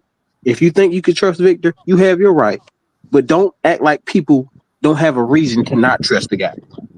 That's the only reason I don't care. People don't trust him because he's done what he's done. And that's just gonna be a simple fact of it. If you trust him, it's because and you're gonna they keep saying, "Oh, you don't like him because Tank don't like him." The only reason you like Victor is because your favorite fighters work with him. If Facts. anybody else is doing that, because y'all get on Eddie Reynoso and y'all don't like him, y'all want him out of the sport. It's Bro, the same thing. I wouldn't say I like Victor Conti, bro. I just defend the fighters that's linked up with him because y'all try to say that they people running around saying that Terrence Crawford is a drug cheat. Yeah, Everybody who that's connected with it, crazy. that's crazy right there, bro. That's the only. It's not that I like Victor Conti or nothing like that. I'm just defending these fighters who never pop dirty, where y'all be defending dudes who can I did say pop something? dirty. They be caught. Hey, these type guys that call that hotline man Can on I- somebody, man. Can I And can I That's say why I something? think. That's why I think it's all he connected did to this. Tank, I man. think Whoever problem that Tank I don't got like, with they don't y'all- like. Hey, I think he did this. I think Who's he did they, The that problem dog? I got with y'all is y'all that know that homicide boxing is hotline. They corrupt. You. call That's that on you. who. Y'all They don't know even that know who did boxing it. is They call it corrupted. on you. Y'all know that at least 50 to damn. 60% of boxing is using performance enhancing drugs. And then y'all mad people suspicious of a sport that you know is dirty. What the fuck are you talking about? Bro, you know You something know the crazy sport when y'all dirty. mad at the people who Is testing them to boxing catch the dirty, y'all? cheaters. Is boxing dirty? It's How always many Y'all been mad dirty. at fighters the do you people, think y'all using mad at the PEDs, organization y'all? that's trying to catch the cheaters. So How y'all many know y'all corrupt, bro. fighters do When the y'all think is organization is using started by performance one of the enhancing people, drugs? What and percentage look, y'all think that is? I don't know, bro. A Enlighten high us. percentage frequent? Do you think it's a high percentage? I I don't. don't know. I just think Enlighten it's a us, high bro. percentage. Now What you everybody think? don't know. Okay, well, if it's a high percentage of people that's doing it, where you could actually confirm that from mostly all the boxers, they think that way. So the sport y'all admit is the dirtiest sport in the world, been corrupted. Y'all know the fighters is dirty. Eddie Reynoso, 80% of his camp done pop dirty. And then y'all sit up here and get mad at people for being suspicious of a sport that's dirty? That Victor Conti, the guy you're arguing for, said he believes like 60% of people is doing PEDs. But we wrong. But when he was suspicious of Manny Pacquiao, who's never popped dirty, y'all cool with Victor being suspicious, right? Some fucking hypocrites, dog. So Victor could be suspicious of people, but we can't be suspicious of Victor after Victor said you should Is be Victor suspicious of trying? Victor. Is Victor suspicious trying to of catch Tank. the cheaters, or is he trying to help the You cheaters, know bro? what? Y'all got it, gang. This I'm is suspicious of Tank. amazing. Why are Yo, Don't these ask y'all me questions, about it. these suspicious of I've Victor? never seen this simple Victor questions concept be Conti day in can my crushing say life. these out of his dudes, bro. They own don't have mouth. no answer for Victor these Conti questions. can say out of his own mouth, hey, y'all, you should be suspicious of me. And these niggas mad we suspicious because he said we should be suspicious. We not mad you suspicious of him. We So, mad that you trying to say then that why are y'all y'all going mad that we are ahead and suspicious? assuming that Then why y'all Bud say is cheating. Y'all assuming that Devin is cheating, that hold up, Shakur is so we cheating. can't be This person got suspicious? bumps on their So we back. They can't be got back suspicious is knee what you're and all saying. this Hold other on, stupid stuff y'all be saying. frequent, bruh. Listen, I don't know why you doing this, bro. Everybody got Dodger. He said it very eloquently, very, very good choice of words. People entitled to their own opinion over here, bro. If you don't believe it, cool.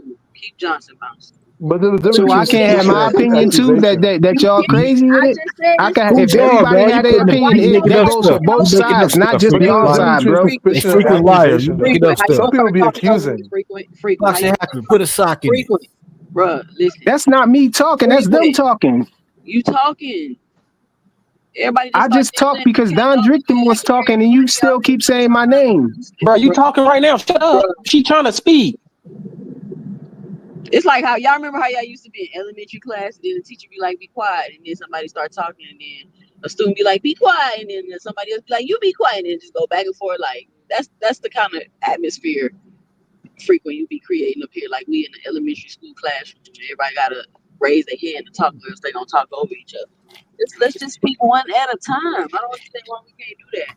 But everybody entitled to their own opinion, bro. You can believe whatever you want about Victor, but him continuously coming out and saying stuff, I just feel like just be quiet and just do what you're doing. Like you already know people are gonna always talk. So for you to keep always popping out and trying to quote unquote prove your innocence, why do you keep doing that? I don't think that's a good idea. You posting vital results, I don't think that's like I don't think, Victor, you should post test results, because to me it's laughable. It's like, okay, really, Victor? Okay. You know what I'm saying? It's like, look at it's to me it makes me feel like, look at what I'm getting away with. That's what it makes me feel like. But that's just my 2 cents. That's my perspective on Yeah, the situation. that's fair. That's your But opinion. when you say, To me, I think he's but doing the when you right say, thing. I mean, hold on, that's what hacker, she's saying. hold on, hacker. But when you You say just got done everybody, talking, nigga. when you no, I didn't. You was talking and she was saying my No, I name. wasn't, The nigga. I was playback is interrupting you, golden, nigga. bro. The playback is gonna be golden. But it's cool when you can say that everybody can have their own opinion. But when somebody voiced their opinion and you stopping them and you saying, oh, but let somebody else have their opinion. Well, this side is an opinion too. You know what I'm saying? It goes both ways. You can't just, be so quick to try to hush somebody on their side and say, oh, well, let us have our opinion. But that other side is an opinion too. And then you got people throwing people off panels, putting them in the back, muting them and stuff in the chat because they don't agree with what you're saying, bro.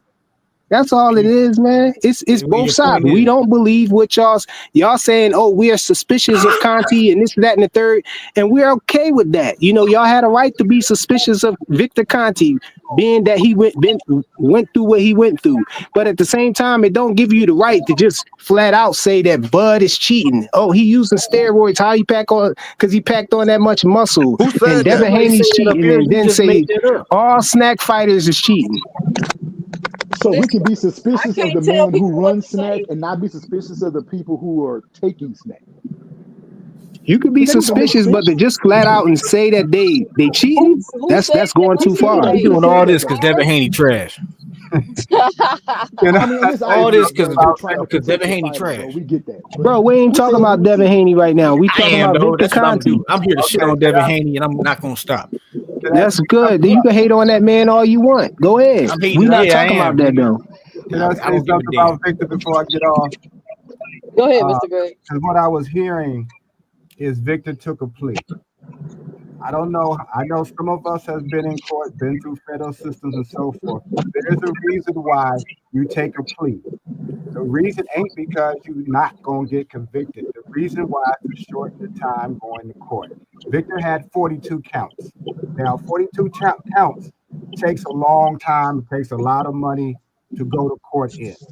So a prosecutor will offer a plea deal to shorten the time you got to go to court. So they shortened it to Victor pleading guilty to conspiracy to distribute steroids and money laundering. So they encapsulated most of these charges in those 2 charges that he took a plea to. I heard back a boxing hacker say the clear wasn't illegal. And so what? The clear was used, however, to cover up the illegal stuff. It's just like you take a gun and you shoot somebody with it, but you use somebody else's house to hide the gun. The house isn't illegal, but that's where you're hiding the instrument of the crime. So when Victor got arrested or whatever, he was given this choice. He took a plea. It was a good plea for him.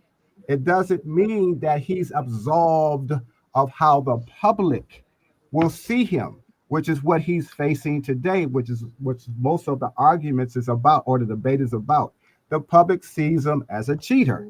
They're going to, as I said already, the people that he worked with, the fighters, whether it's a favorite fighter or not, some people will say those fighters are cheating. You can't change how they feel. Some people will just be suspicious, but Victor doesn't help anything by saying we should be suspicious of him. So if we should be suspicious of him, it's also going to make us suspicious of the fighters, whether we like them or not, by working with him. He's doing this too. Yes, he did his jail time, and that was the jail time. But he now has to deal with the public. Everywhere he goes, he has to deal with that. And there's many places he can no longer go. The only place right now that he can go is boxing. As I said before, he's only in boxing because the business of boxing wants him there for whatever reason. Because if they didn't want Victor there, everybody who has power in boxing would say, no, you can't come over here either. Just like they do with certain fighters sometimes, and certain trainers can't even be in gyms anymore because of what they've done in boxing. If you were a coach, if you was a fighter and you went to jail because you was selling drugs, you was robbing banks and so forth, if you were not selling drugs to boxers, if you were not robbing boxing venues, you are not affecting them. A lot of fighters have come out of, and trainers have come out of the prison systems. It's what you do inside of boxing that makes a difference, or inside the sport. Victor can't go anywhere else right now but boxing. Sooner or later, he may be forgiven by the general public. Sooner or later, he's going to get caught doing something wrong. I don't know which way that's going to go, but you're not going to change how anybody publicly feels, whether they think he's cheating, whether they think the fighters are cheating, whether there's suspicion of him, because he actually told us to feel that way about him. And I tend to believe somebody when they tell you something about him until they prove it wrong, whether it's good or bad. So we can't keep saying Victor deserves anything. You have to earn whatever you get. You don't just get it because somebody wants to give it to you. You have to earn it. And you haven't done enough for the public boxing fans to forgive you. You just haven't. And so you can't make no demands that somebody just give you something because you did your jail time. So damn what? Excuse my language for cussing. But so what? You got caught doing something wrong. It's our government or whoever it is who is supposed to deal with you there. But when you come out here with us, now you got to deal with us here. And that's what you're dealing with. So that's what we have different opinions here. All of us does. Too bad. Deal with it. Stop defending him. There's no defending him. There is. Hold on 1 second, Mr. Gray. To be clarified, the clear. No, you're not gonna cut Mr. Gray off, bro. Oh, I thought he was done. Good Lord, don't do that. My apologies. Go ahead. I don't care what the clear was when he used it. It was used to hide things. That's why the clear is so controversial, which is why the clear is now illegal. You're talking about the cream. So You're not talking about the clear. Boxing hacker. Never mind, boxing hacker. Just can I ask you a question, Mr. Gray? No, I'm about to land. The opinions aren't going to be changed. We're sharing them. You can share yours. You don't have to agree with me. I don't have to agree with you. But we have to stop saying our own opinion, because that's not going to happen.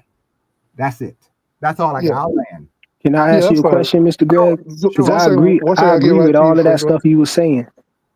I agree with all that stuff you were saying, but let's go all the way with it. Okay, let's say that Victor Conte is cheating. I'm just curious. So do you think that like Bud and Shakur and all these snack fighters, you think that they know that Victor Conte's like cheating somehow, and that's why they over there with Victor Conte, because they want to know how to cheat and not get caught? Like, you think, do you take it that far where you think that Bud is just a cheater, like he's trying to cheat? No, where I take it is, if you work with Victor Conte and he tells you to be suspicious of him, you have to assume that he's doing something for him to say that in the first place, and you're willing to take that chance to risk your reputation to be also seen as being suspicious, and you have no right to be mad about anything that anybody else says about that. Period. Mr. Greg, why you can't take that? How I take that, him saying you should be suspicious of me, is him saying that you have the right to be suspicious of him because he went through that stuff with Valco and all that stuff. You know, all of that stuff happened, and us knowing that that's public information. So that's why he's saying, yeah, you got the right to be suspicious of me because this happened. But you know, I'm doing this. You know, it seems like you're taking it the other way. That's not what he. And see, once again, how I take it is up to me. I got to listen to what he says and how I interpret it. His interpretation was, yes, I did something wrong. Yes, you should be suspicious of me, but this is what I'm doing now. You can't have it both ways. You can't have it both ways. You can't tell me to be suspicious, but then say, but I'm doing something else. So there's really no reason. He's not saying that part that way. There's no reason to be suspicious. You can't have it that way. You can't decide I should see it in the way you want me to see it, or whether. No, I get that, Mr. Greg. I'm not telling you shouldn't be suspicious of the man. The man said that you should be suspicious of him. I'm not saying that. I'm talking about the part I'm talking about the part of saying that going all the way ahead, taking it the extra step and saying Bud Crawford is cheating, bro. He's cheating. He's using steroids. He's not saying that. Hold on, y'all. I'm not saying that. Let me get the super chat. Shout out to Cornelius Burnett with the $4.99. He said Greg is hitting it on the head. See, frequent, what you try to do is present other people's argument. That's not Mr. Greg's argument. You would have to go ask somebody who's saying Bud is cheating that question. That's not what Mr. Greg is saying. No, I asked him a question. I asked him that question. I said, let's go ahead with that. I was getting past that. I was trying to give him that point that he's got the right to be suspicious of Victor Conte. Y'all trying to put that on me like I'm trying to get y'all to stop being suspicious of Victor. No, I'm not saying that. You know, that you don't have the right to be suspicious of Victor Conte. What I'm saying is you don't have the right to say that Bud is cheating, to say that these fighters that's on Snack is cheating. We got the that, right you know, to be and whenever somebody we got the right to be suspicious if they cheating. Hold on, bro. Let me finish. And whenever somebody, time, bro, dang, I just started talking. Do I get to say something? But continue. So okay, and at the same time, whenever a fighter gets caught, you know, pops dirty or something that they might say, their defense or what people will say is, oh well, he was on Snack, so what? He was cheating. He cheating too. They make the direct parallel as if they're on the same level. When I don't think that's fair right there. You have all the right to be suspicious of Victor Conte, but to do that to them fighters, man, that's messed up. And we got the right to be suspicious of the people Victor Conte especially if you say you don't believe that them fighters is conscious of it. I wasn't finished, bro. Especially if you're not. You're a liar. You just went on mute. I wasn't finished, bro. How you gonna tell me I'm a liar? I was done talking, bro. Hold on, Frequent. You bring this kind of energy to the panel, bro. I'm not gonna lie. I'm trying to land my plane. The panel, it goes haywire, bro. No, you gotta tighten up, bro. Because when I be talking, y'all think that it's okay to just jump in because 2 Cent don't never tell y'all to shut up. She don't tell y'all to shut up when I be talking, bro. She say that. She tell me to land my plane. You hogging the mic, nigga. Frequent, you hogging the mic, nigga. I just started talking, bro. You hogging the mic, nigga. How I'm hogging the mic? I just started talking. You don't have that much discipline that you can. You hogging the mic, nigga. Bro, you ain't got shit to say. You be dragging on, going these run-on sentences. You don't like what I say. You don't like what I say, so you want me to stop, bro. I understand it. I understand. It's cool. Time out, y'all. Time out. Frequent. Just say what you gotta say, bro, so other people can talk. I'm trying, but you got people like Dean jumping in, and I gotta stop and regather, and I gotta reset. Say what you gotta say. Go. Okay, I'm trying. Okay, so. What I'm not telling you that you don't have the right to be suspicious of Victor Conte. What I'm saying is, you know, when people make the direct parallel to when somebody get caught cheating, they pop dirty or whatever, they'll say, oh well, that the other fighter was on Snack, so it don't matter. They both was cheating, you know, and stuff like that. That's a difference. That's a big difference from being suspicious and right out accusing somebody of something, bro. You accusing these fighters, especially if you're saying that you don't believe that these fighters are consciously cheating with Victor Conte and going on Snack with the intentions to cheat and thinking that it's cheating. Okay. Frequent. Life is unfair. It always will be. And some people will just decide that those fighters are cheating and will say it based on who they've been working with. So That's I'm on a different opinion though, right? So I just want to say this. I was supposed to go oh, next. one second. It's Mr. Hold on, Greg let me. and then Dean. It's Mr. Greg and then Dean. Yeah. Go ahead, Mr. Greg. I'll go you after Dean then. have to take the position that however you feel about it, it's going to be how you feel. It may not be fair because life is unfair. Doesn't make any difference. How somebody's going to see a fighter, whether he's cheating, whether he's working with somebody, whether it's suspicious, we have to live with that. That's how you have to look at it too. I know you have a different perspective. I get your perspective, but you have to allow the fact that somebody's going to straight up say this fighter is cheating. There's nothing you can do about it. That's what they believe. That's what they see. And that's what they've heard. And they're going to take all that into account and they're going to put out their opinion about what they feel. And that's all it is going to be. There's no explanation for it. There's no argument for it. Just like we have two difference of opinions on the same subject, you have to allow for you see it one way and I see it differently, but I also allow for somebody else to go as far as to just accuse somebody of cheating, even if it's unfair. Go ahead, Dean.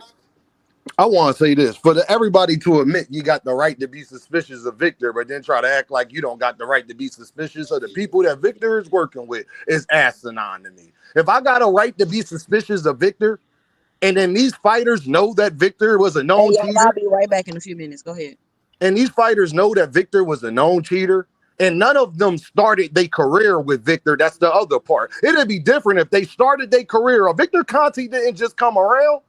Victor Conte been in boxing before Devin or any of them even became pro, probably besides Bud. But they didn't start their career with Snack. And they was doing good and accomplishing things. So the fact that you willingly want to go work with Victor all of a sudden, knowing these things, then you can't get mad that people are suspicious when y'all just admitted that you got the right to be suspicious of Victor. So if I got the right to be suspicious of Victor, why would I be suspicious of Victor? The reason why I would be suspicious of Victor because Victor was working with boxers and other athletes and giving them steroids.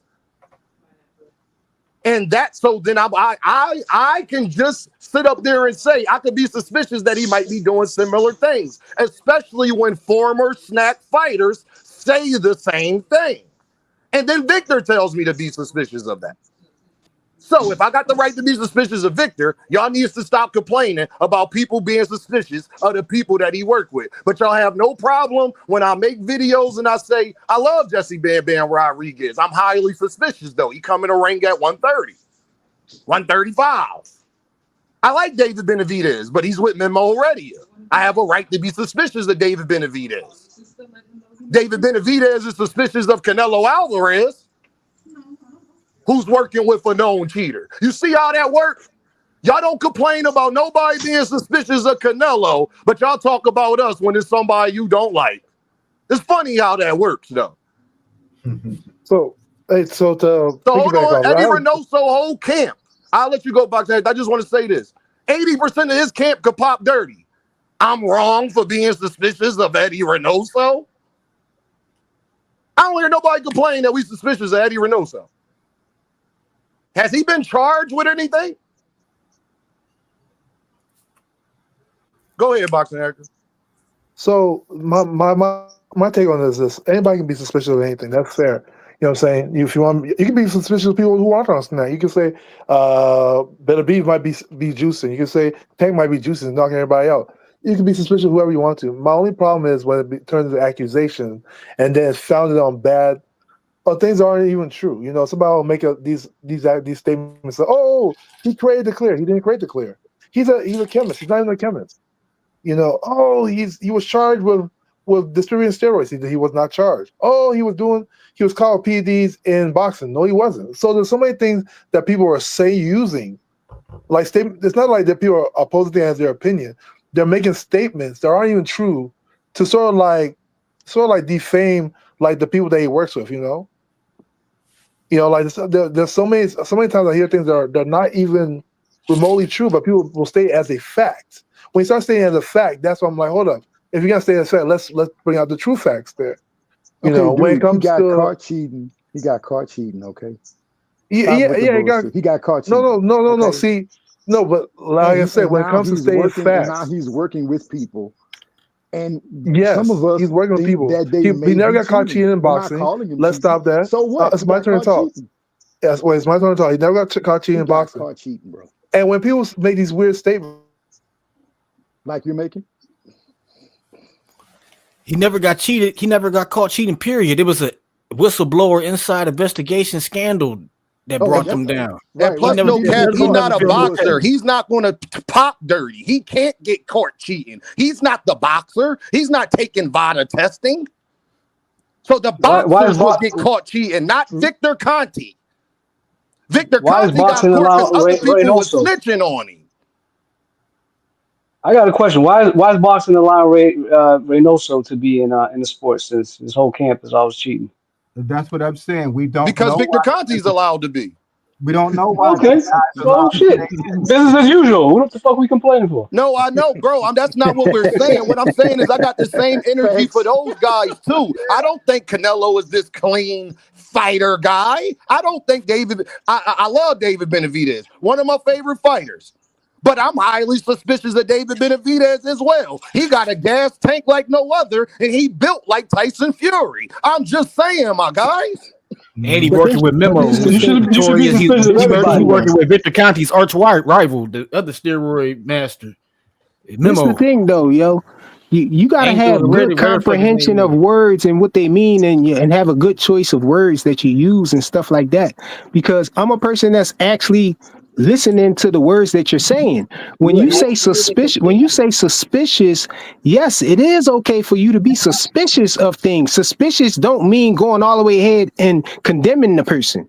Suspicious condemning mean them? suspicious Y'all keep mean saying that. come on, Who's bro. accusing Let these me hold guys on, of bro. that? Let me finish. Let me finish. What did His Mr. We're emotions. going off the You meaning you of done the said the words same that shit you're for using, five. bro.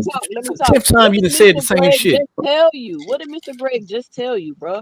Y'all cannot control what people is saying. So people gonna say it is what they gonna say. Like it is I what know. it is. If I was allowed to finish what I was saying, when without Dean, trying to stop me from saying it, what I was saying is it's okay for me.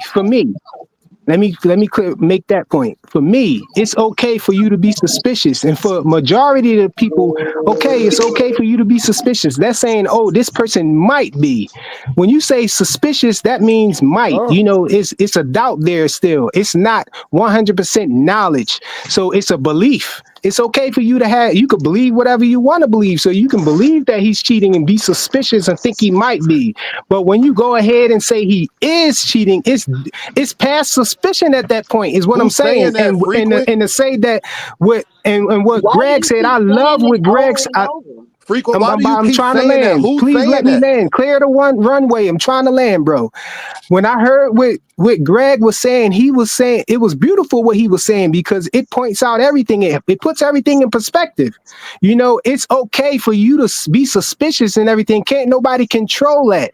And he was saying that the world is not perfect. The world is not fair. And that's the point. That was my whole point there. It's Pass the not mic, nigga. fair. Pass It's the mic. not Pass the fair. mic. That's And it. it's good for him to acknowledge that, because that means he know that it's not fair for you to just say that Bud is cheating. It's okay Who for you to said be that? suspicious, but see, that's what I'm talking about good comprehension, bro. And what that man said, he said you can't control. He Pass said the the mic, world is nigga. not fair. He Frequent said the player. world is Who not fair. says that He Bud said it's is not fair. cheating? He know it's not fair, but you can't. But that's what people was going to do.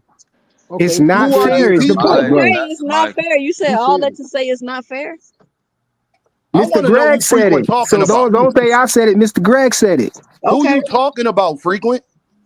Yeah, who said Frequent, what? We're you need to talking smoke some about the weed, fact nigga. that you say we don't have a problem with you doing a video and saying you're suspicious of somebody, because that's different. Yes, that's different. When you're suspicious, it's based on belief. It's not hardcore knowledge. Yeah, So I you didn't can't ask say you that. you I know. asked you who is When you saying go that Bud beyond and Crawford say is you cheating. know Bud's something, that's cheating, when it bro. becomes a Who is problem. That's saying when that, it's Frequent? unfair, Stop like people, Mr. bro. Greg said. Who said he's Frequent, is cheating? you gonna answer Who my said he's question? cheating? Who is saying that Bud is cheating? Who is accusing them Yeah, of who's doing accusing that? Bud? Who's accusing Bud of cheating? No, Bro, hold come on. Me. on, bro. Everything So you you just you said, in I'm these I'm you a speaking YouTube on. streets question, just like gang. me, man. You got people who got I'm whole accusing him of shows shit. dedicated to saying Read the what chat. shit. You'll Hold see on, it. time You out, get the time out, names. time out. Listen. I don't get it. Like, okay, it's not fair. Life ain't fair. I don't know why we up here grown adults over 30 years old talking about fair.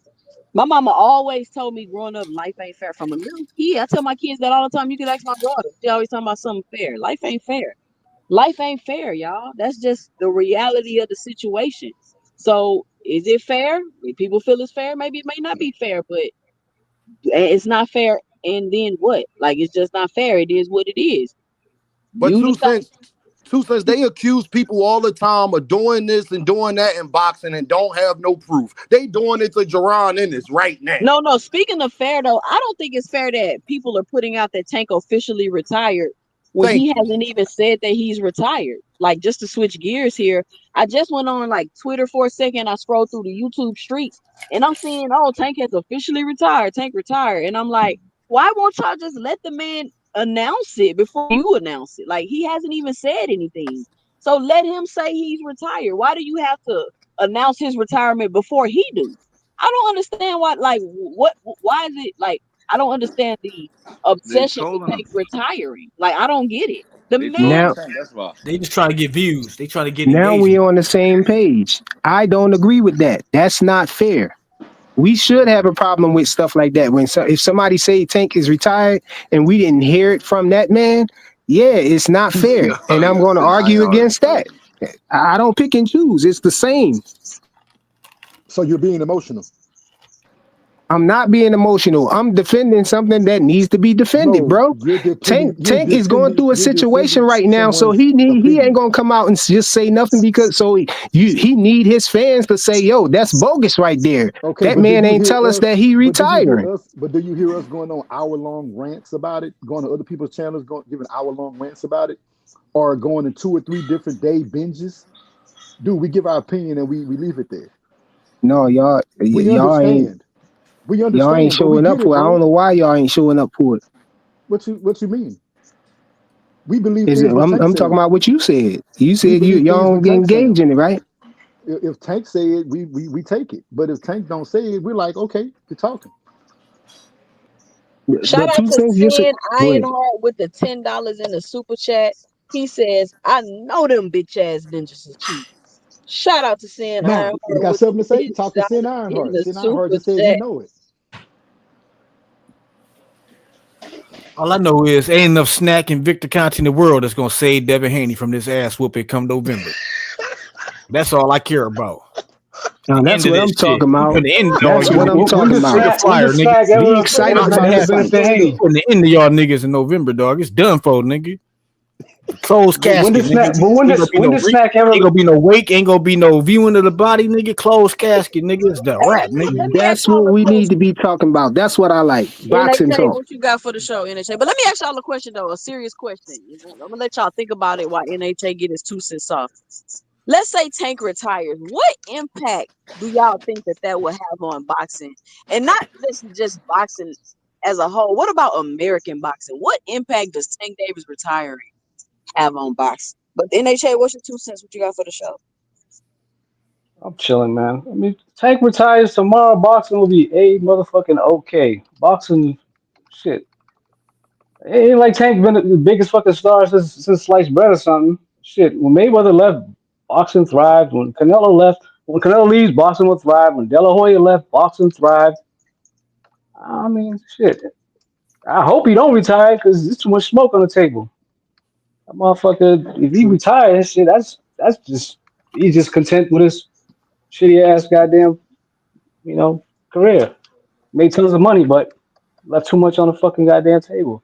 But if he does retire, boxing will be cool. We still gonna get some good fights. There's still a lot of up and coming fighters. There's still some solid fighters right now. You know what I'm saying, that'll continue to grow the sport. That's what I got on that. It'll be a little bit of a realignment because everybody's still trying to chase Tank status without necessarily fighting him right away. Now, whose status are they going to chase after? Because Tank is gone. They're going to have to try to become the face of boxing like he was if he does leave as opposed to just pretend and attach their names to him. Somebody got to take that position, and you're going to have to earn it now because none of them have it. There's nobody who's second in line, who's third in line. All of them trying to get in position, what may force them to fight each other sooner than later. So the realignment will happen because PBC is going to probably have to open up the doors a little bit more for somebody to come in so they can develop.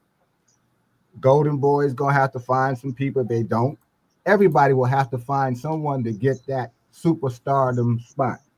And that's not going to happen right away unless they start fighting each other and they have spectacular fights where one person emerges.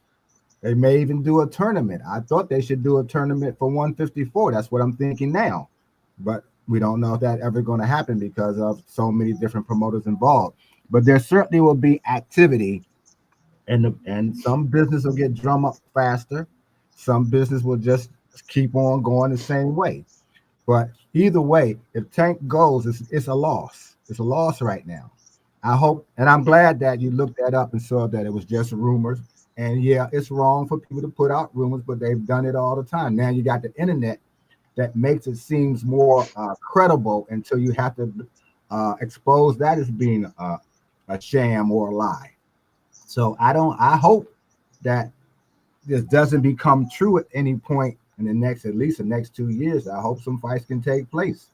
But either way, these guys have to consider what happens. And I'm glad you said that. What happens if Tank does retire? Well, for one thing, we know Lamont Roach would have just lost his biggest money fight. So we know that's going to be the case. Somebody's going to have to get in and fight him because they're going to see that as a fight that would have happened had Tank not retired. How he performs may put him in even a stronger position, but those fights going to have to happen faster now, or less people are just going to get tired of watching boxing. And there's going to be a little pause where it's not as much interest until somebody starts fighting. So maybe that might be what needs to happen sometimes. You got to get scared that you won't make any money for all the time and effort that you put in trying to get somewhere only to get stalled in the business. And then the guy you probably were trying to get to is gone now. So now what you got now? You got to become that guy some kind of way. So that's how I think it'll go. Mr. Greg, I don't think we need a superstar like Tank or Floyd or Canelo, because honestly, these goddamn quote unquote faces of boxing and shit ain't been giving us none of the fucking fights we really want. We shit on Canelo for doing it. You know what I'm saying? Tank doing the same shit. Floyd, for the most part, you know what I'm saying, second half of his career, there was there was a lot of fights we could have got that we didn't get. So for me, I'd rather go back to the, you know what I'm saying, back in the days when we had stars, you know what I'm saying, faces of boxing. But bro, that's not taking Canelo's fault. That these other niggas not stars and other people don't like them and support them. I don't give a fuck about the stars. It's not about the stars, fault, bro. That's on the boxers to be great. That's not Tank and Canelo problem to make the other guys great. That's their job. Nobody. It's their job. It's their job to give us the fight. Tank and Canelo didn't make themselves this. They became this. They didn't make themselves this. You can flame stardom with actual fights. NHA, let Dean finish and then Supreme can go. They did not just put themselves in this position. Y'all get mad that people like them. That's not their fault that people like them, no matter if you don't think they deserve it or not. That is not their problem. It's not Gervonta Davis' problem that whoever you like NHA is not the face of boxing. It's not Canelo problem that Terrence Crawford is not where he is at. That is not his problem. That is Terrence Crawford's problem. That is Devin Haney's problem. That is Shakur Stevenson's job to make sure that they got the same 24 hours in a day that Canelo and Tank and Earl and Oscar and all of these people that became the faces of boxing had in the day. You got to blame the promoters who wanted to push that fighter. Oscar De La Hoya didn't tell Bob Arum, hey, Bob, you got to push me. No, Bob seen what he wanted and pushed that man like he did with Floyd and everybody else. We acting like these people that's the faces of boxing aren't great. Like they aren't great fighters. Like they aren't better than the average. So that's not their problem, bro. That's our problem, or the people who feel like you not supporting those fighters that you're talking about. I have no idea what you're talking about. Go ahead, Big Supreme. Now I was talking to Denk Father. That Aries comment was crazy. I'm not gonna lie. He lost it. But yeah, go ahead, NHA.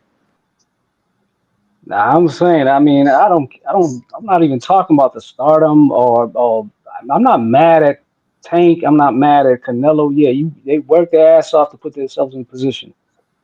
I'm never gonna argue that. My point is, when we have, you know what I'm saying, these faces of boxing and shit, when you get to pick and choose your opponent, which you have every right to, it always 9 times out of 10, us boxing fans end up getting the short end of the stick. We seen it with Canelo. Y'all not gonna sit here and talk and tell me how many fucking times y'all got on Canelo's, you know what I'm saying, neck for the level of opposition in the time he chooses to fight, you know, certain guys. Y'all do it. And we do it with Tank too. So my thing is, if we got to get to the point we don't have, I mean, I know it's impossible. It's impossible not to have a face of boxing probably, but I don't even see, you know, somebody, you know what I'm saying, with that caliber of a Tank or you know, and Canelo stepping up. And I think that's a good thing, because, you know, then boxing will move. Then we maybe, you know what I'm saying, we ain't got to worry about these motherfuckers and shit, worrying about, you know, protecting they O's so they can get a chance at the cash cow, and the cash cow worried about protecting their O's and fighting, you know, saying Joe Schmo, so they don't lose that status. But NHA, we see it What's on your smaller thinking? levels. David Benavidez, Caleb Smith just pulled a A-side move. He turning down the money like he's we see guys that's not in those faces of boxing position trying to move the same exact way. So it's not just the faces of boxing the only reason these things aren't happening. We see plenty of fights not happening. Baccarat was chasing Josh Kelly around like you do a puppy when they get loose in the backyard. Josh Kelly didn't want it. So we see it's not just on one side. That's what I'm talking about right there. It's a lot of guys. It's more than just one reason why we aren't getting these fights. And again, the promoters is at the biggest problem of it. They are the ones that make the fights. They are the ones holding stuff up and wanting to build it up to get maximum amount of money and all that. So that's their problem. They could make these fights because you know how you know? Because it's the same thing that y'all be praising Turkey for doing. So we can't just put it all on the boxers when we know they don't even have all of the control about what it is and what it ain't. Terrence Crawford did the hard work. Terrence Crawford put the pressure on Canelo to get Turkey to want to put the money up. Terrence Crawford did his job, is what I'm saying. A lot of these guys, the B-side fighters or the people we want to see fight the faces, they got to do their job too. And then you will get it, because it'll be enough public pressure and it'll be enough money involved where you'll get it. But when the guys ain't handling their other side and they having lethargic performances and people talking crazy about them, and then they don't want to take this fight and all of that, or it's just it muddies the waters at the same time. But we can have public pressure. Like, we had public pressure on fucking Canelo for years and shit to fight Benavidez and shit. That didn't get us nowhere. But you know why? Because there's another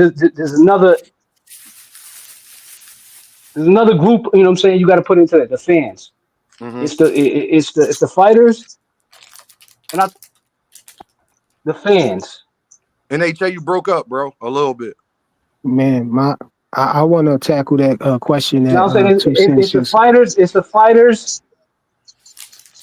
I think it's the fighters, the promoters, and the motherfucking fans. And the fans are starting to hold just as much sway as the promoters and the fighters and shit. Because we seen it with Canelo and Benavidez. The only reason Canelo is not fighting Benavidez is because his diehard fans, you know what I'm saying, is okay with him not Bro, fighting that is not Benavidez. the only reason. You They reaching for will, that. but they will No, argue. he's scared to They fight will argue the Benavidez. skies. He could be scared to fight Benavidez. I mean, honestly, I'm gonna be. I shit on Canelo all the time, but I don't think he's scared to fight Benavidez. Does he prefer to fight other people and get, you know what I'm saying, just not necessarily get as much money, but get a nice bag and avoid fighting Benavidez? Yeah. That don't mean he's scared of him. But the reason why he doesn't fight him, because, you know what I'm saying, there's not enough, he knows he has a rabid fan base that would let him get away with anything. This is what That's the only reason. Let me say this to NHA, and then I'm gonna let Dondre get his 2 cents off because he just hopped up here. That's crazy. Like, the only reason is because his fan base. Listen, Canelo is clearly not worried about his fan base. He's not. He's not worried about his fan base.